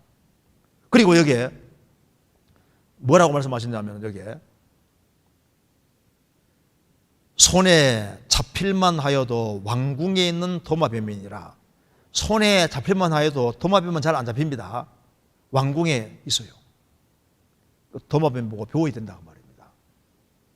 도마뱀은 여기 아주 끈적끈적한 게 붙어 있어서 찰때 달라붙어요. 그래서 손에 잡히면 해도 왕궁에 있는 도마뱀이니라. 도마뱀에서 배워야 될 것 중에 하나가, 도마뱀은 자기 목숨 위험은 꼬리 자른다는 거 아시죠? 제가 2번이나 경험을 했습니다. 도마뱀을 잡을 때 몸통을 딱 잡으면 꼬리 안 자르더라고요. 그런데 꼬리를 딱 잡으면 영락없이 자르고 도망가는 거예요. 꼬리 잡으면 탁 잘라버립니다. 공주 수양관에서 한번 제가 한 마리 잡았거든요. 몸통 잡았는데 꼬리 안 끌어서 내가 꼬리를 딱 잡으니까 그대로 꼬리 딱 잘라버리고 샥 도망가더라고. 필리핀에 갔을 때도 필리핀에서 이제 방에 도마뱀이 나타난 거예요. 그래서 도마뱀을 제가 쫓아가서 딱 꼬리 잡으니까 톡 잘라버리고 도망가는데 촬영한 거 내가 보여준 적도 있는데 안 본 분도 있죠? 한번 보여드릴까요? 여기 한번. 자, 여기. 여기 봐봐요. 도마뱀이 꼬리 자르는데 이게 제 손입니다. 도마뱀 맞죠? 근데 딱 잡았거든요. 잡는 순간인데 도마뱀 한쪽 잘랐네. 잘랐네. 이야, 잘라 도망가네. 뭐예요? 아이고, 아플 텐데 살려줘야지. 아이고야, 자르는 거 봐요. 도마뱀 꼬리 잘랐는데 도망갔어. 살라도 살아. 이거 봐요, 이거 봐요. 그러니까 이 미물이 자기 딱 위험할 때 코리 딱 잘라버리잖아요. 그래서 우리가 배워야 될 것이 있습니다. 이것도 살라고 자르지 않습니까? 우리는 구원받고 나면은 우리 통해서 30명, 60명, 100명이 구원받아야 됩니다. 그러잖아요. 우리만 구원받고 천국 가면 안 되잖아요. 우리의 사랑하는 가족들, 친척들, 이웃들, 접촉하는 사람들을 주님 품으로 인도해야 되는데 이제 마귀는 어떻게 하다가 우리를 얽어매려고 하거든요. 너 벌써부터 젊어서부터 구원받고 신앙생활을 하려고 그래야 자꾸 붙잡거든요. 그래서 신앙생활을 잘하기 위해서는 잘라야 될 것을 과감하게 꽉 그물고야 되는 겁니다. 내가 신앙생활을 하는데 장애가 된다. 다른 사람이 구원을 받아야 되는데 다른 사람이 구원받고 내가 신앙생활을 잘하는데 이게 장애가 된다 싶으면은요, 아플지라도 도마뱀 꼬리 자를 때 얼마나 아프겠어요. 아플지라도 딱 그물 걷는 게 필요합니다. 이 인생의 성공이 뭘까요? 살아계신 하나님 앞에서 신앙생활 멋지게 잘하다 가면 그게 성공인 거예요. 그렇지 않습니까? 이상의 성공은 대재벌이 되는 게 아닙니다. 재산을 많이 얻는 것이 성공이 아니에요. 하나님 앞에서 신앙생활 잘한 것이 인생의 성공이라니까요. 그래서 생을 가능하면 간소하게 하고 금걸 것은 금을 딱딱 긋고 그렇게 해서 간소하게 해서 신앙의 다람박질을 잘 해야 되는데 나를 물고 늘어지는 게 있으면요, 아플지라도 금을 딱 그러면은 그리스도인들이 빨리 바뀌면은 주변 사람들이 와, 많이 바뀌었네 그러면서 구원받게 되는 거예요. 제가 한 번은 공주 수양관에서 어떤 한 어머니가 왔습니다. 그래서 이제 쭉 사연을 들어보니까 우리 아들이 너무 바뀌었다는 거예요. 우리 아들이 그렇게 말썽장인데 도대체 뭐 성경 말씀 듣고 어떻게 되면 구원을 받았다고 하면서 얘가 싹 바뀐 걸 보니까 계속 지켜보니까 진짜 바뀐 거예요. 가식이 아닌 겁니다. 그러니까 우리 아들을 저렇게 좋게 바꾸는 분이 분명히 좋은 분이다 그 말입니다. 누군지 궁금해서 왔 거예요. 당장 구원받았죠. 그러니까 한 사람이 구원을 받고 진리 가운데 행하면은 그게 주변 사람들에게 좋은 영향을 미치고 다른 사람들이 구원받는 데 도움이 되는 거예요. 그래서 좋은 땅에 뿌리었다는 것은 말씀을 듣고 깨닫는 자니 결실하여 혹 30배, 60배, 100배가 되느니라. 예수님 말씀하셨습니다. 한 알의 밀알이 땅에 떨어져 죽지 아니하면 한 알 그대로 있고 죽으면 많은 열매 맺느니라. 한 알의 밀알이 공중에 떠 있으면요, 항상 한 알로 있습니다. 땅에 파묻히고 죽으면 열매 많이 맺는 것처럼 주님 앞에서 죽으면 죽으리라 하고 정리할 걸 과감하게 정리하면은 그러면은 주님이 그 사람 통해서 일을 할 수 있는 거예요. 그래서 신앙생활 하는데 장애되는 게 있으면은 처음부터 과감하게 딱 금을 긋고 신앙생활 하는 길을 택하면은 그게 이제 지혜로운 게 되는 겁니다. 그런데 그럼 내가 이제 잘 살아야 되겠다, 바르게 살아야 되겠다 결심하는 건 좋지요. 그런데 그것만 가지고 되는 게 아니에요. 그래서 지금부터 하는 얘기를 잘 들어야 되는 겁니다. 그럼 어떻게 하면 신앙생활을 잘할 수 있느냐? 이거 보시겠습니다. 여기 고슴도치 보시면요, 이 고슴도치가 여기 잘 안 잡아먹히거든요. 왜냐하면 여기 위험하면은 몸을 동그랗게 말아버려요. 여우는 잡아먹히는 일이 있어도 고슴도치는 잘 안 됩니다. 여우는 꾀가 많잖아요. 참깨가 많은데 고슴도치는 잘 몰라요. 하나는 확실히 알아. 하나는. 일단 위험하다 싶으면 어떻게 하는 겁니까? 무조건 몸을 또르륵 마는 거예요. 우리 보세요. 신앙생활을 누가 잘하냐고. 성경 뭐 많이 안다고 신앙생활 잘하는 게 아니라 하나 알더라도 아주 제대로 알고 하나 알더라도 제대로 이것이 마음에 콱 박히면은 그 하나로도 신앙생활을 멋지게 잘할 수 있는 겁니다. 그래서 이거 하나를 마음속에 아주 정말 집어넣어야 돼요. 이거 보시겠습니다. 뭘 해야 되냐 하면은 위치 지키는 것이 구원받고 난 이후에 가장 첫 번째 중요한 겁니다.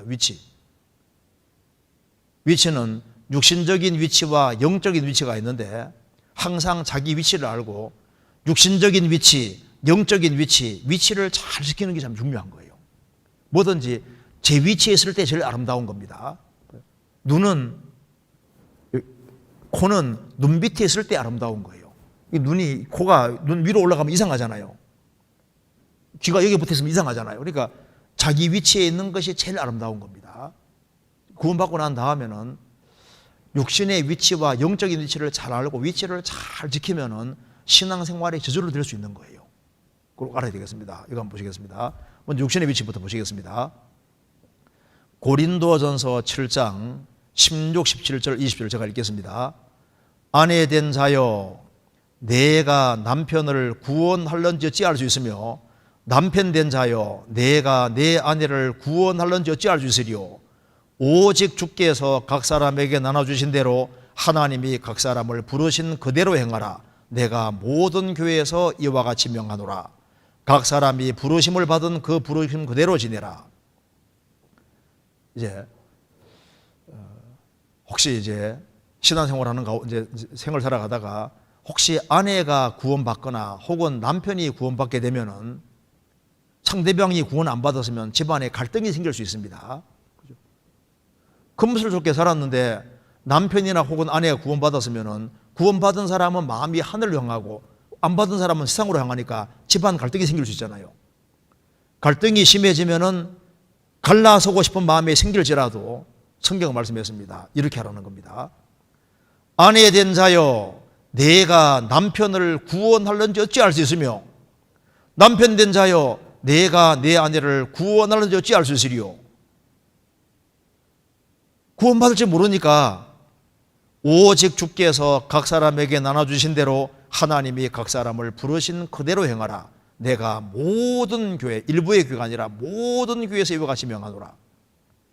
그러니까 아내면은 아내 위치를 잘 지키면서 남편에게 더 잘해주라 그 말입니다. 남편도 마찬가지입니다. 왜? 구원받을지 모르니까. 각 사람이 부르심을 받은 그 부르심 그대로 지내라. 그래서 직장인으로 부르심 받았으면은 직장인 위치에서 거하면서 거기에서 이겨나갈 생각이 되는 거예요. 학생으로 부르심 받았으면은 학생 위치를 지키고 그 위치에서 충실히 할 걸 말하는 겁니다. 왜냐하면 그리스도인들은 세상의 빛과 소금이기 때문에 세상에 살도록 지음받은 겁니다. 세상에 살면서 빛 역할을 해야 되기 때문에 자기 위치에서 최선 다하는 것부터 신앙생활인 거예요. 그래서 회사 생활하면서 갈등이 생긴다 할지라도 쉽게 사표 쓰지 말고 거기에서 최대한 이겨나가려고 해야 되는 겁니다. 그리고 위치를 옮길 때는 주님하고 충분히 의논한 상태로 움직여야 되거든요. 이거 보시겠습니다. 고린도전서 10장 13절 같이 읽겠습니다. 사람이 감당할 시험 밖에는 너희에게 당한 것이 없나니 오직 하나님은 믿보사 너희가 감당치 못할 시험 당함을 허락지 아니하시고 시험 당할 즈음에 또한 피할 길을 내사 너희로 능히 감당하게 하시느니라. 여기 사람이 구원받은 사람입니다. 구원받은 사람에게는 하나님이 감당할 시험 밖에는 허락한 것이 없다. 하나님은 참되고 진실하신 분이기 때문에 너희가 감당치 못할 시험 당함을 허락지 아니하시고 시험 당할 즈음에 또한 피할 길을 내사 너희로 능히 감당하게 하시느니라. 구원받은 사람은 감당할 이상의 시험이 없고 어려울 때 이길 힘을 주시든지 피할 길을 둘 중에 하나 주십니다. 그래서 이렇게 생각하면 맞아요. 구원 내가 받았으면은 내가 가정주부면 가정주부 위치를 지키고 거기에서 최선 다해 살아가는 게 신앙생활이구나.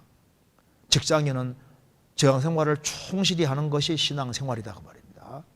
학생은 공부 열심히 하는 게 신앙생활인 거예요. 그러니까 일상적인 일을 열심히 해야 됩니다. 잘 생각해 봅시다.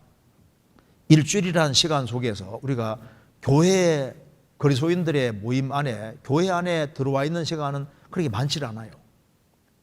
일주일이라는 시간 속에 아무리 많아도 하루가 되기 어렵거든요. 그럼 6일은 도대체 뭐냐 그 말입니다. 교회당 나오고 같이 그리스도인들이 같이 모이는 이건 신앙생활이고 나머지 신앙생활 아니냐 그게 아닙니다. 일상생활이 신앙생활인 거예요.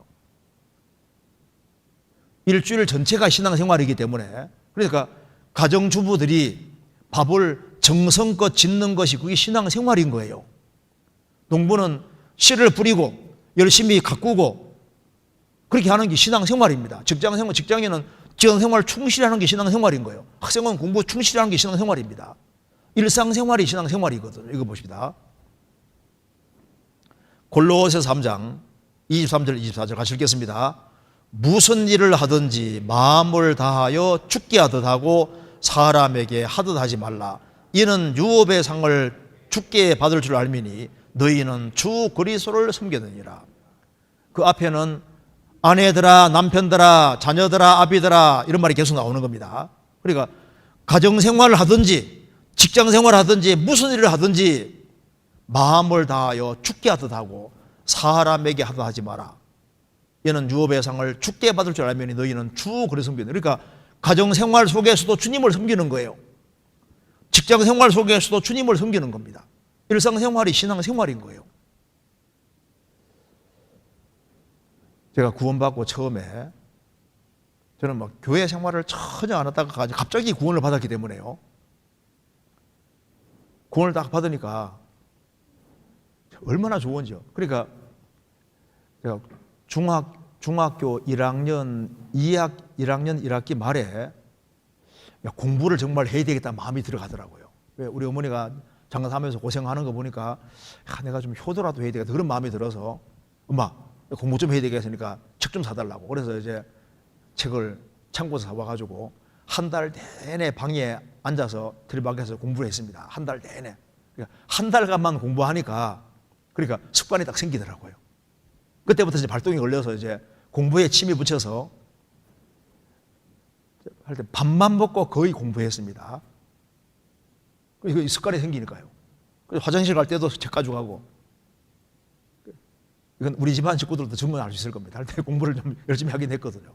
눈이 아파서 고등학교 때 못할 때가 좀 있긴 있었지만 그래도 악착같이 하려고 했습니다. 그런데 대학에 올라와서 이제 구원을 딱 받으니까 속에서 저도 놀랐어요. 공부해서 뭐하나 그 생각이 속에서 쫙 올라오면서 성경을 배워야 되겠다 그 생각이 확 올라오는 거죠. 그래서 이제 교회 생활 열심히 하니까 속에서 성서 올라옵니다. 너는 학생이잖아 공부해야지. 맞아 공부해야지.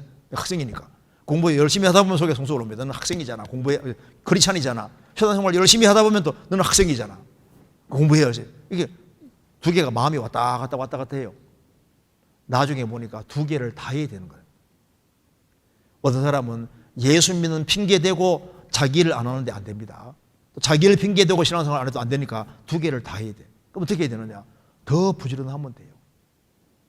그래서 그리스도인이 왜 이런 것이 가능하냐 하면은 세상 사람들은 막 직장 생활을 하자, 가정 생활을 하라 힘들지 않습니까? 그리스도인들은 가정 생활하랴, 직장 생활하랴, 뭐 교회 생활하랴, 전도하랴 바쁘잖아요.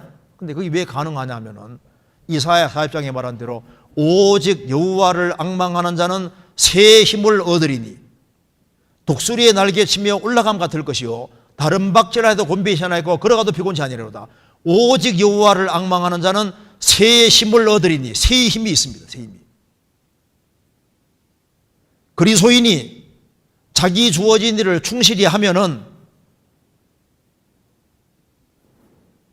신앙생활도 할 수 있는 이유가 새로운 세상 사람들이 모르는 힘이 있는 거예요.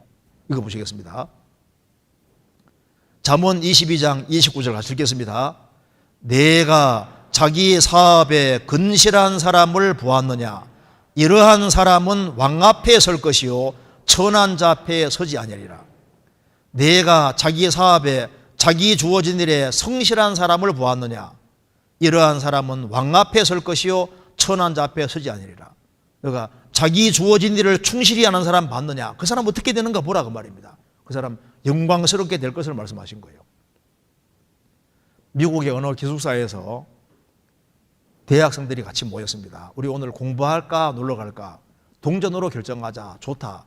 동전 던져서 앞뒤가 나오면 놀러 가고 세워지면 공부하자. 좋다. 그래 던졌습니다. 어떻게 될까요? 무조건 앞뒤가 나오죠. 그래서 공부 다 뒤로 하고 놀러 간다 그 말입니다. 그리스도인들은 아닙니다. 그리스도인들은 자기 할 일을 충실히 해야 되고, 그래서 학생은 부모님이 얘야 제발 공부 좀 그만해라. 원래 그 소리 원래 들을 만큼 해야 되거든요. 부모의 마음을 감동시키기가 제일 좋은 사람들이 바로 자녀들입니다. 자녀들이 정말 근실하게 성실하게 살면은 부부 사이에 가정 불화가 많아도 그 자녀가 성실하게 살아가는 그것이 가정 불화를 상당히 막을 수도 있는 거예요. 그리고 소망이 없는 부모라 할지라도 자녀가 근실하게 살아가면 부모가 살 힘을 또 얻는 거라니까요. 그러니까 자녀의 힘이 굉장히 파워가 큰 거예요. 그래서 남편이든 아내든 한 사람이 정신 차리고 근실하게 성실하게 살아가면은 주변 사람들을 세울 수 있는 거예요. 그래서 먼저 내가 주어진 일을 충실히 하는 것이 주의 일이다 그 생각을 해야 되고, 그리고 위치를 옮길 때에는 주님과 충분히 의논해서 옮겨야 된다 그 말입니다. 그래서 일단 육신의 위치를 잘 지키면 일단 마귀에게 이기고 들어가는 거예요. 마귀는 일단 육신의 위치를 흐트리려고 하거든요. 육신의 위치가 흐트러지면 신앙 더 흐트러지기 쉬우니까 어릴 때일수록 위치를 잘 지켜야 되는 겁니다. 두 번째로 영적인 위치입니다. 이거 보시겠습니다. 구약 시대에 하나님이 사람과 만나주는 곳이 있었습니다. 모세 당시에는 하나님이 성막을 중심으로 해서 만나주셨고, 솔로몬이 성전 지었을 때는 성전 중심으로 만나주셨고, 요한복음 2장 보면 예수님 몸이 성전이라 했습니다. 하나님이 사람에게 역사하실 때 예수님 통해 역사하셨습니다. 그리고 예수님 몸이 성전이고, 예수님이 죽으시고 부활하신 이후에 어디가 성전이냐? 주님 피로 구원받은 무리가 바로 성전입니다. 이거 알아야만 신앙생활이 가능한 겁니다. 요한복음 15장 3절부터 5절까지 중요하게 같이 읽겠습니다. 너희는 내가 일러준 말로 이미 깨끗하였으니 내 안에 거하라. 나도 너희 안에 거하리라. 가지가 포도나무에 붙어있지 아니하면 절로 과실을 맺을 수 없음 같이 너희도 내 안에 있지 아니하면 그러하리라. 나는 포도나무요 너희는 가지니 저가 내 안에 내가 저 안에 있으면 이 사람은 과실을 많이 맺나니 나를 떠나서는 너희가 아무것도 할 수 없음이니라. 저는 구원 처음 받았을 때 성경이 너무 두꺼운 거예요. 이거 언제 다 지키고 사냐 생각하니까 좀 마음이 답답하더라고요. 이거 언제 다 지키고 사냐 그 말입니다. 나중에 보니까 그게 아닌 거예요. 인간이 이해를 못하니까 설명해 주는 일이 복잡하게 된 거예요. 신앙의 원리는 아주 간단하게 돼 있더라니까요. 그래서 신앙의 원리가 얼마나 간단하게 되는지 여기 봐봐요. 여기 보면 여기 우리가 주목해야 될 구절이 바로 이 구절입니다. 절로란 말은 저절로란 말입니다. 절간으로란 말이 아니라 저절로. 신앙생활에서 열매 맺는 것 자체가 저절로인데 신앙생활은 막 힘쓰고 애쓰고 막 이런 생활이 아니고 하나님은 할 수 없는 걸 안 시켜요. 그거 잘 하셔야 됩니다. 과도한 짐을 짊어지는 게 아니라 신앙생활을 하는 것이 복잡하게 돼서 누가 하겠습니까? 복잡하게 안 돼서요. 신앙생활을 막 힘쓰고 애쓰고 막 열심히 이렇게 되는 게 아니고 이걸 잘 하셔야 됩니다. 여기 잘 봐봐요. 너희는 내가 일러준 말로 이미 깨끗하였으니 뭘 하라 그랬습니까? 내 안에 거하라고 했습니까? 나도 너희 안에 거하리라. 가지가 포도나무에 붙어있지 아니하면 절로 과실면서 없음 같이 너희도 내 안에 있지 아니하면 그러하리라. 나는 포도나무여 너희는 가지니 저가 내 안에 내가 저 안에 있으면 이 사람은 과실을 많이 맺나니 나를 떠나서는 너희가 아무것도 할 수 없습니다. 있으면 있는 문제인 거예요. 한 번은 어떤 청년이 저를 찾아왔습니다. 제가 구원 받았는데요. 형제들이 이제 구원 받았으니까 교회 안에 거해야 되고 교제 안에 거해야 된다고 그렇게 성가시게 한다는 거예요. 그래서 개인이 따지다시피 왔습니다. 제가 구원 받았는데요. 아니 구원 받았으면 됐지 내가 왜 교회 가운데 거하고 교제 가운데 거해야 되겠습니까? 막 따지듯이 얘기를 하더라니까요. 그래서 그래요? 그럼 성경 한번 봅시다. 제가 이거 보여드렸습니다. 너희는 내가 일러준 말로 이미 깨끗하였으니 깨끗하게 된 것이 맞습니까? 물으니까 예수님 피로 죄를 사함받고 복음 말씀으로 정말 깨끗하게 됐대요. 너희가 진리를 순종함으로 너희 영혼을 깨끗하게 하여 거짓이 없이 형제를 사랑하기 이르렀으니 마음으로 뜨겁게 비춰 사랑하자 하라. 그 말씀대로 말씀으로 깨끗해졌대요. 구원받았대요. 그럼 봅시다. 그러면 이게 확실하면 그 뒤에 내 안에 거하라. 나도 너희 안에 거하리라. 내 안에 거하라. 이게 명령입니까? 옵션 선택사항입니까? 하니까 이분이 보더니만 명령이네요. 누구 명령입니까? 하니까 보더니만 문맥 보더니만 예수님 명령이네요. 어떻게 해야 되겠습니까? 하니까 거해야 되겠네요. 거하세요. 하니까 예 알았습니다 하고 상담 끝났습니다. 얼마나 기분 좋던지 화끈하더라니까요. 왜 우리가 믿어야 되느냐? 만왕의 왕 되시고 만주의 주 된 주께서 믿으라고 하시잖아요. 왜 그리스도인들이 거해야 되느냐? 거하라고 주님이 명령하신 거예요. 그러니까 거하는 것은 하나님의 명령이고 우리가 할 수 있는 일입니다. 나머지는 주님이 하신다 그 말입니다. 잘 보십시다. 나도 너희 안에 거하리라. 가지가 포도나무에 붙어 있지 아니하면 붙어 있으면 돼. 붙어 있지 아니하면 절로 과실면서 솜솜같이 너희도 내 안에 있지 아니하면 그러하리라. 나는 포도나무에 너희는 가지니 저가 내 안에 내가 저 안에 있으면 이 사람은 과실을 많이 맺나니 나를 떠나서는 너희가 아무것도 할 수 없음이니라. 주님 포도나무 우리는 가지니까 붙어 있으면은 저절로 과실을 맺는다 그 말입니다. 그러니까 이거 보시겠습니다. 포도나무 가지는 역할이 붙어 있는 책임인 거예요. 공급을 붙어 좋은 것만 잘 받으면 저절로 맺히는 겁니다. 이걸 한번 쉽게 설명드리면 이렇게 되는 겁니다. 주님은 교회의 머리고 교회는 몸인데요. 또 만물을 그 발 아래 복종하게 하시고 그를 예수님을 만물 위에 교회의 머리로 주셨느니라. 교회는 그의 몸이니 만물 안에서 만물을 충만케 하시는 자의 충만이니라. 이 말씀 보면은 예수님을 만물 위에 교회의 머리로 주셨느니라. 교회는 그의 몸이니. 이거 봐봐요. 여기에 만물이 있으면은 만물을 예수님 발 아래 복종하게 하시고 그를 만물 위에 교회의 머리로 주셨느니라. 교회는 그의 몸이니 만물 안에서 만물을 충만케 하시는 충만이니라. 그러니까 교회는 그의 몸이니라고 했습니다. 자, 만물을 그 발 아래 복종하게 하시고, 그러니까 이 우주 만물 전체에서 최고 높은 것이 뭐냐? 몸된 교회인 거예요. 만물 위에 교회의 머리가 주님이시기 때문에 교회가 얼마나 높은지를 알아야 되는데 사람들이 그걸 모른다니까요. 성도가 되는 것이 큰 겁니까? 장관이 되는 것이 큰 겁니까? 어떻게 생각하세요? 잘 몰라요? 그런 건 다 몇 년짜리인 거예요. 하나님의 자녀가 된다고 하는 이것은요, 특권이 보통 특권이 아닌 겁니다. 교회라는 것은 에클레시아, 빼어낸 무리입니다. 주님 피로 구원받은 무리를 교회라고 하는 거예요. 이거 보시겠습니다. 그를 예수님을 만볼 위에 교회의 머리로 주셨느니라. 교회는 그의 몸이니 만볼 안에서 만볼을 충만케 하시는 자가 주님이신데 그 주님의 충만이 몸된 교회 안에 있다 그 말입니다. 그래서 머리를 붙들지 아니하는지라. 온몸이 머리로 말미암아 마디와 힘줄로 공급함을 받고 연합하여 하나님이 자라게 하심으로 자라느니라. 머리를 붙들어야 된다 그 말입니다. 이 손이 머리 붙들고 있습니까? 안 붙들고 있습니까?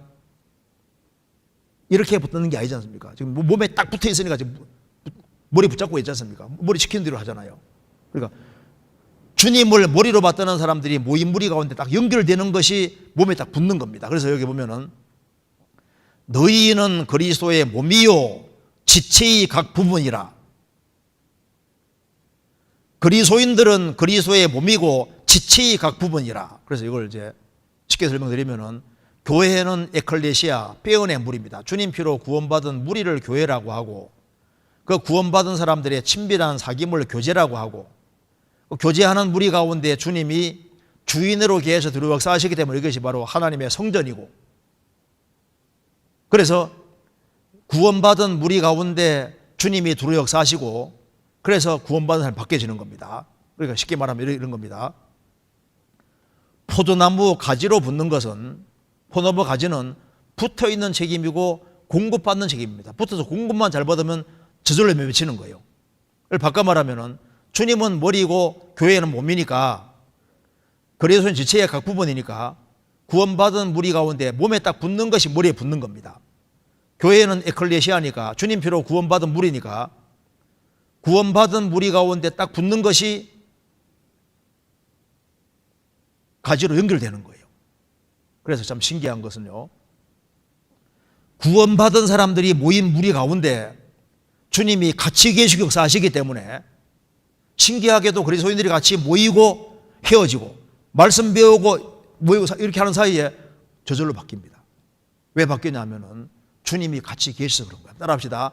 주는 영이시니 주의 영이 계신 곳에는 자유함이 있느니라. 주의 영이 구원받은 무리 가운데 계시는 거예요. 그래서 그럼 어떻게 여기에 공급을 받아야 되는데 어떻게 공급해 주시느냐? 공급해 주시는 방법이 있습니다. 이거 보시겠습니다.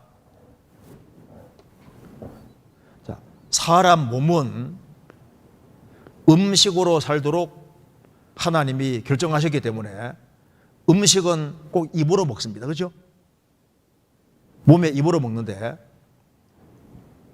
음식은 입으로 먹습니다. 그런데 하나님께서 영혼은 무엇으로 먹도록 정해놨냐면 영혼은 하나님의 말씀을 먹는데 어떻게 먹냐 하면 이게 기본적으로 귀로 먹도록 되어 있는 거예요. 귀로. 그래서 한번 따라해 보시겠습니다. 내가 너희에게는 말이 곧 영이요 생명이니라. 요한복음 6장에 말씀이 영이요 생명이라고 했습니다. 그래서요, 하나님이 그리스도인을 어떻게 바꾸시냐 하면은 귀를 통해서 하나님 말씀이 들어오게 해서 바꾸시는 거예요. 자, 예를 들어 봅시다. 약장수가 약을 막 선전하고 있는데 귀 딱 닫고 있으면 사고 싶은 마음 하나도 안 생기잖아요. 그런데 귀를 열고 약장수 하는 얘기를 귀담아 잘 들으면 어떻게 됩니까? 잘 들으면은 속이 움직여요. 지갑에 손이 가고 살라고 하잖아요. 그래서 신앙생활을 잘하는 비결이 뭐냐 하면은 귀담아서 하나님 말씀을 잘 들으면은 말씀을 잘 듣는 속에 말씀이 가는 곳에 성령이 같이 가십니다. 아세요? 그리고 집에서 인터넷으로 듣는가 하고 그리스도인들이 같이 모여서 듣는 건 차이가 납니다. 왜냐하면은 사람은 영혼 몸이 있는데 보통 이제 말씀이 들을 때 귓전을 때리거든요. 귓전을 때리고 그냥 들으면요, 귓전 때리고 자기 정신 때려서 이런 얘기 했구나 이거로 끝나버려요. 그게 아니라 같이 무리를 지어서 같이 기도하는 마음으로 같이 말씀을 들으면은 시간 좀 지나가면은 말씀이 신기하게도 내 몸과 혼을 뚫고 영 속에까지 들어갑니다. 그러면 속에서 성령이 속에서 작업을 하기 때문에 야, 잘했구나.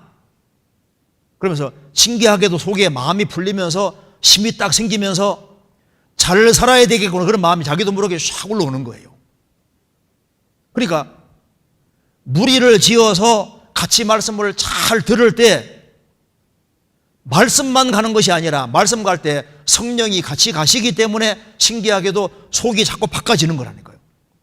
잘 살아야 되겠네 이런 마음이 자꾸 올라오고 힘이 자꾸 생기면서 활동하는 힘이 생기고 그래서 이제 공급을 잘 받으면은요 기도하는 힘이 생기죠. 봉사할 힘이 생기죠. 전도할 힘이 생기죠. 이게 저절로 딱 되는 거예요. 그래서 이게 보시겠습니다. 여기에 우리가 어떤 무리 가운데 있느냐가 참 중요합니다. 여기 보면은 아비를 저주하며 엄미를 축복하지 아니하는 무리가 있느니라. 스스로 깨끗한 자를 여기면서 오히려 그 더러운 것을 씻지 아니하는 무리가 있느니라. 눈이 심이 높으며 그 눈곱볼이 높이 들린 무리가 있느니라. 앞니는 잠금 같고 검니는 군도 같아서 가난한 자를 땅에 삼키며 궁핍한 자를 사람 중에 삼키는 무리가 있느니라. 세상에는 별별 무리가 있잖아요. 불효막심한 무리도 있고 거짓된 종교가 무리도 있고 아주 교만한 무리도 있고 탐욕이 가득한 무리도 있고 별 무리들이 다 있는데 내가 어떤 무리에 속해 있느냐가 참 중요한 거예요. 이제 구원받고 난 이후에는 또 이 우리에 들지 아니한 다른 양들이 있어 내가 인도해야 할 터이니 저희도 내 음성을 듣고 한 무리가 되어 한 목자에게 있으리라. 주님 피로 구원받은 무리, 양떼, 그리스도인들의 무리 이것만큼 좋은 것이 있겠냐 그 말입니다. 이제 천국에서도 영원히 같이 살 사람이기 때문에 땅에서도 운명과 고락을 함께하는 무리, 주님 피로 구원받은 무리, 그 무리와 같이 연결되어서 같이 말씀 배우고 같이 교제하는 가운데 그 사람 신앙이 쑥쑥 자라게 되는 거예요. 여기 조개 중에 삭가 조개가 있는데 이 삭가 조개는 좀 특별합니다. 일단 붙으면 이게 안 떨어지는 거예요. 얼마나 접착력이 강한지 모릅니다. 만일 그리스도인이 주님 피로 구원받은 사람들이 무리 가운데 싹 달라붙으면은 그 사람이 저절로 바뀌어지고 저절로 바뀌어지고 딱 붙으면은 신기하게도 그 사람 통해서 너와 내 집이 구원받고 나 통해서 30명, 60명, 100명이 구원받는 것을 저절로 보게 되는 거니까 세상에 뭐 하라는 것이 아니라 붙으라는 건데 얼마나 쉬운 거냐 그 말입니다. 자리를 잘 차지하고 그렇게 하면 저절로 바꿔집니다. 그래서 여기 봅시다. 에베소서 5장 18절 같이 읽겠습니다. 술 취하지 말라. 이는 방탕한 것이니 오직 성령의 충만을 받으라. 성령 충만 받아야 신앙생활 잘할 수 있는데 어떻게 하면 충만 받을 수 있느냐? 술 취하는 거 꼭 반대로 하면 돼요. 어떻게 하면 술 취하느냐? 이렇게 하면 술 취하죠. 술자석에 자주 참여한다. 술잔을 주거니 받거니 하면 많이 마신다. 1차, 2차, 3차에 꼭 참석한다. 이 사람은 술 충만하게 돼서 술 기운으로 살잖아요. 하늘에서 짱만하게 보이고 때려도 아프지도 않고 기분 좋고. 그런데 성령 충만도 마찬가지입니다. 성령 충만하는 길도 아주 간단한데 어떻게 하면 되냐 하면은 성령을 많이 마시면 어떻게 마시냐 하면은 그리스도인들이 모인 무리 가운데서 같이 말씀 배우고 같이 교제하고 1차, 2차, 3차 좋아하는 것처럼 그리스도인들의 모임을 좋아하고 자리 잘 차지하고 같이 앉아서 교제하고 이렇게 하면 자기도 모르게 속이 바꿔진다는 거예요. 그래서 이렇게 되는 겁니다. 여기에 신앙생활은 이렇게 하는 게 아닙니다. 자기 노력과 열심히로 하면은 힘쓰고 애쓰고 가면 얼마 안 가면 힘 빠져요. 이게 아니라 범선이 바람 받아가면 계속 갈 수 있잖아요. 신앙생활은 범선이 바람 받아가는 것처럼 성령님의 도우심 받으면 신앙생활은 쉬워지는 거예요. 그 사람 술 안 끊어진다, 담배 안 끊어진다 걱정할 필요 없습니다. 그리스도인들이 모인 무리 가운데서 같이 말씀 배우고 같이 교제하고 자리를 잘 차지하면은 신기하게도 힘이 딱 생겨요. 그래서 범선은 뒤에 육지에 이제 줄이 딱 놓여 있어서 말뚝 박혀 있어도 세게 불면 줄 끊어지잖아요. 그것처럼 그리스도인 무리 가운데 계속 가면은 술 끊어져, 담배 끊어져, 나쁜 친구 끊어져, 이상하게 저절로 끊어집니다. 그래서 저 사람 많이 바뀌었네.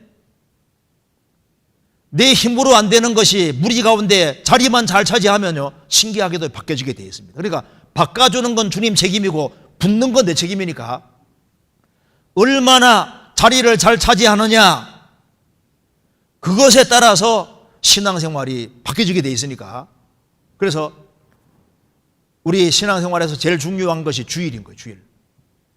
주일하고 수요일 말씀 그리고 이제 구역 모임, 조모임 모임들이 있는데요. 시간 나면은 오고 이런 식으로 해서 신앙생활 못합니다. 우선권을 같이 말씀 배우는 데다가 우선권을 딱 두고 나머지 시간을 나머지에 배치해야만 이것저것 다 되는 거예요. 하나님은 먼저 그의 나라와 그의 일을 구하는 사람은 다른 것도 다 도와주시거든요. 그래서 먼저는 하나님 말씀 배우고 같이 교제하는 거기에다가 시간을 먼저 드리고 그 나머지 시간에 나머지를 배치해야 된다고요. 그러면은 이것저것 다 될 수 있습니다. 이거 보시겠습니다. 그래서 교회 처음 올 때는 새 중에서 날개치며 오는 새가 있는 것처럼 처음에는 날개를 퍼덕이면서 오는데 맹금주들은 바람 받아가지고 다닙니다. 지금 봐요. 이렇게 하는 게 힘들어요. 이렇게 하는 게 힘들어요. 이렇게 하는 게 힘들죠. 우리 교회 처음 올 때는 이렇게 오는데 자꾸 오다 보면 이상하게 딱 이렇게 돼요. 자연스러우십니다. 그래서 이 발동이 걸려가지고 너무나도 신앙생활하는 게 자연스러우시는 거예요. 이 신앙생활이 힘들으면 누가 신앙생활해요? 그게 아닙니다. 그래서 참 신앙생활이 생각보다 아주 간단하게 되어 있는 거예요. 이거 한번 봅시다. 그러면 왜 그리스도인들이 교회 안에 교제 가운데 꼭 거해야 되느냐 이유가 있습니다. 그리스도인의 심판대라는 게 있는 겁니다. 제가 읽어보겠습니다. 내게 주신 하나님의 은혜를 따라 내가 지혜로운 건축자와 같이 터를 닦아두매 다른 이가 그 위에 세우나 그러나 각각 어떻게 그 위에 세우기를 조심할지니라. 이 닦아둔 것 외에 능히 다른 터를 닦아둘 적 없으니 이 터는 곧 예수 그리스도라. 만일 누구든지 금이나 보석이나 나무나 풀이나 지포로 이 터 위에 세우면 각각 공력이 나타날 터인데 그날이 공력을 밝히리니 이는 불로 나타내고 그 불이 각 사람의 공력이었다는 것을 시험할 것임이니라. 만일 누구든지 그 위에 세운 공력이 그대로 있으면 상을 받고 누구든지 공력이 불타면 해를 받으리니 그러나 자기는 구원을 얻되 불 가운데서 얻은 것 같으리라. 불신자들은 지옥 가는 심판이 있는데 그리스도인들은 그리스도인의 심판대가 있습니다. 그래서 내게 주신 하나님의 은혜를 따라 내가 지혜로운 건축자와 같이 터를 닦아두매 다른 이가 그 위에 세우나 그러나 각각 어떻게 그 위에 세우기를 조심할지니라. 이 닦아둔 것 외에 능히 다른 터를 닦아둘 적 없으니 이 터는 곧 예수 그리스도라. 여기 보시면은 A 크리스찬, B 크리스찬이 똑같이 예수님 피로 구원을 받았습니다. 이제 구원받고 난 이후에 신앙생활은 집 짓는 생활인데 집 짓는 모습은 다 다르잖아요. 그래서 만일 누구든지 금이나 보석이나 나무나 풀이나 지푸로 이 터에 세우면 어떤 사람은 금은 보석으로 집을 짓고 어떤 사람은 나무나 풀이나 지푸로 집을 세우는데 이제 심판대 앞에 서면은 각각 공력이 나타날 터인데 어떤 재료로 쌓았는지 나타나는데 그날이 공력을 밝히리니 이는 불로 나타내고 그 불이 각 사람의 공력이었다는 걸 시험할 것입니다.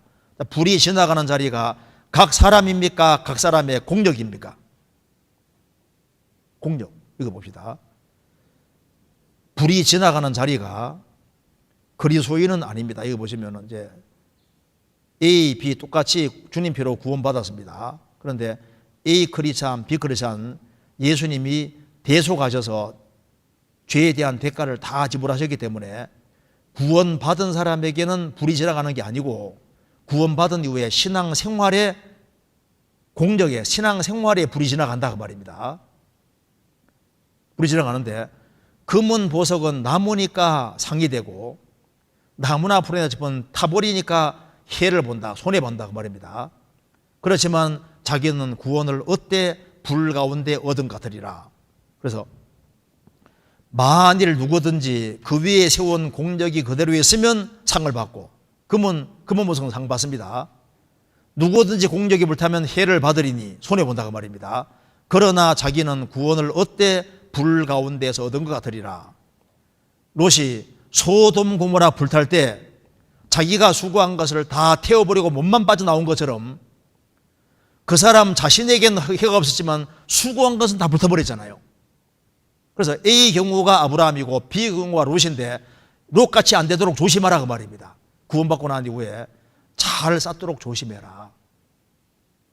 심판대 통과했을 때 남아야 되는데 어떻게 하면 남느냐? 아주 쉬워요. 구원받은 무리 가운데 자리 차지하면 자리세가 벌써 나오거든요.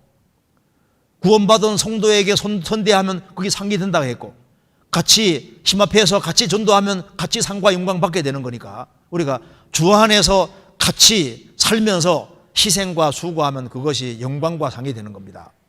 제가 오늘 할 얘기가 많은데 이거 마쳐야 되겠습니다. 이것만 보고 마칩시다. 계시록 14장 13절 같이 읽겠습니다.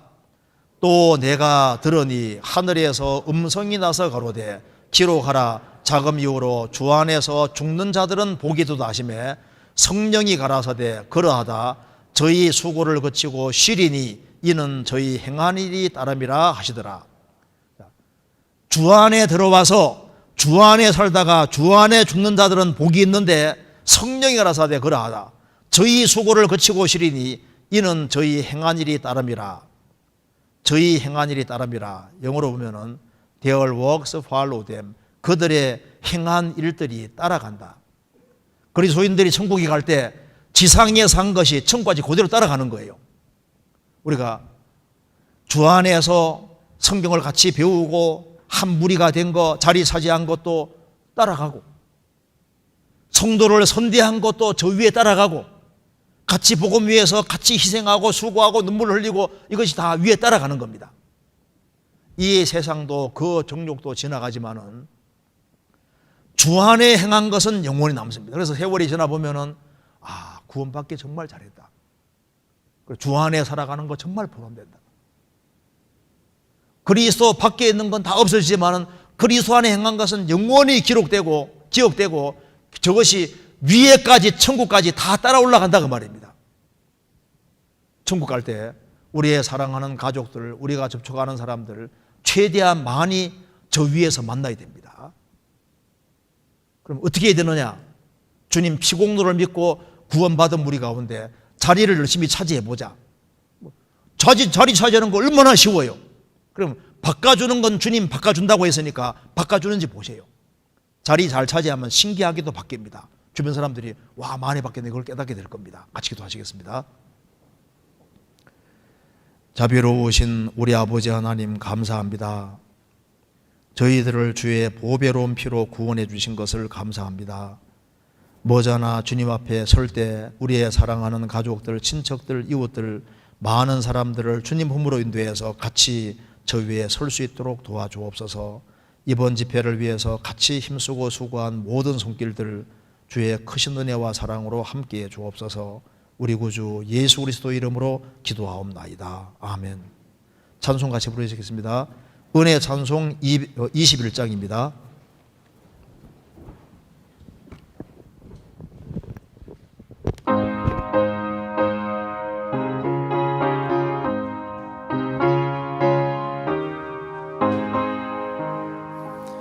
슬픔과 수고로 주께 오니 내 죄를 지시고 내 죄를 지셨네.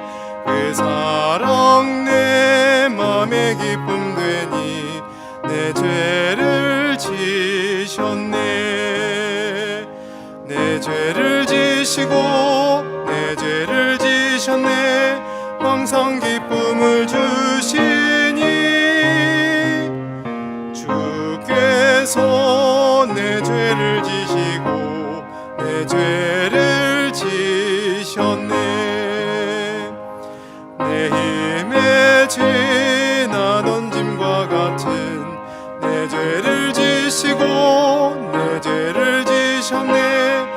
예수께 모든 짐 다 맡기니 내 죄를 지셨네. 내 죄를 지시고 내 죄를 지셨네. 항상 기쁨을 주시니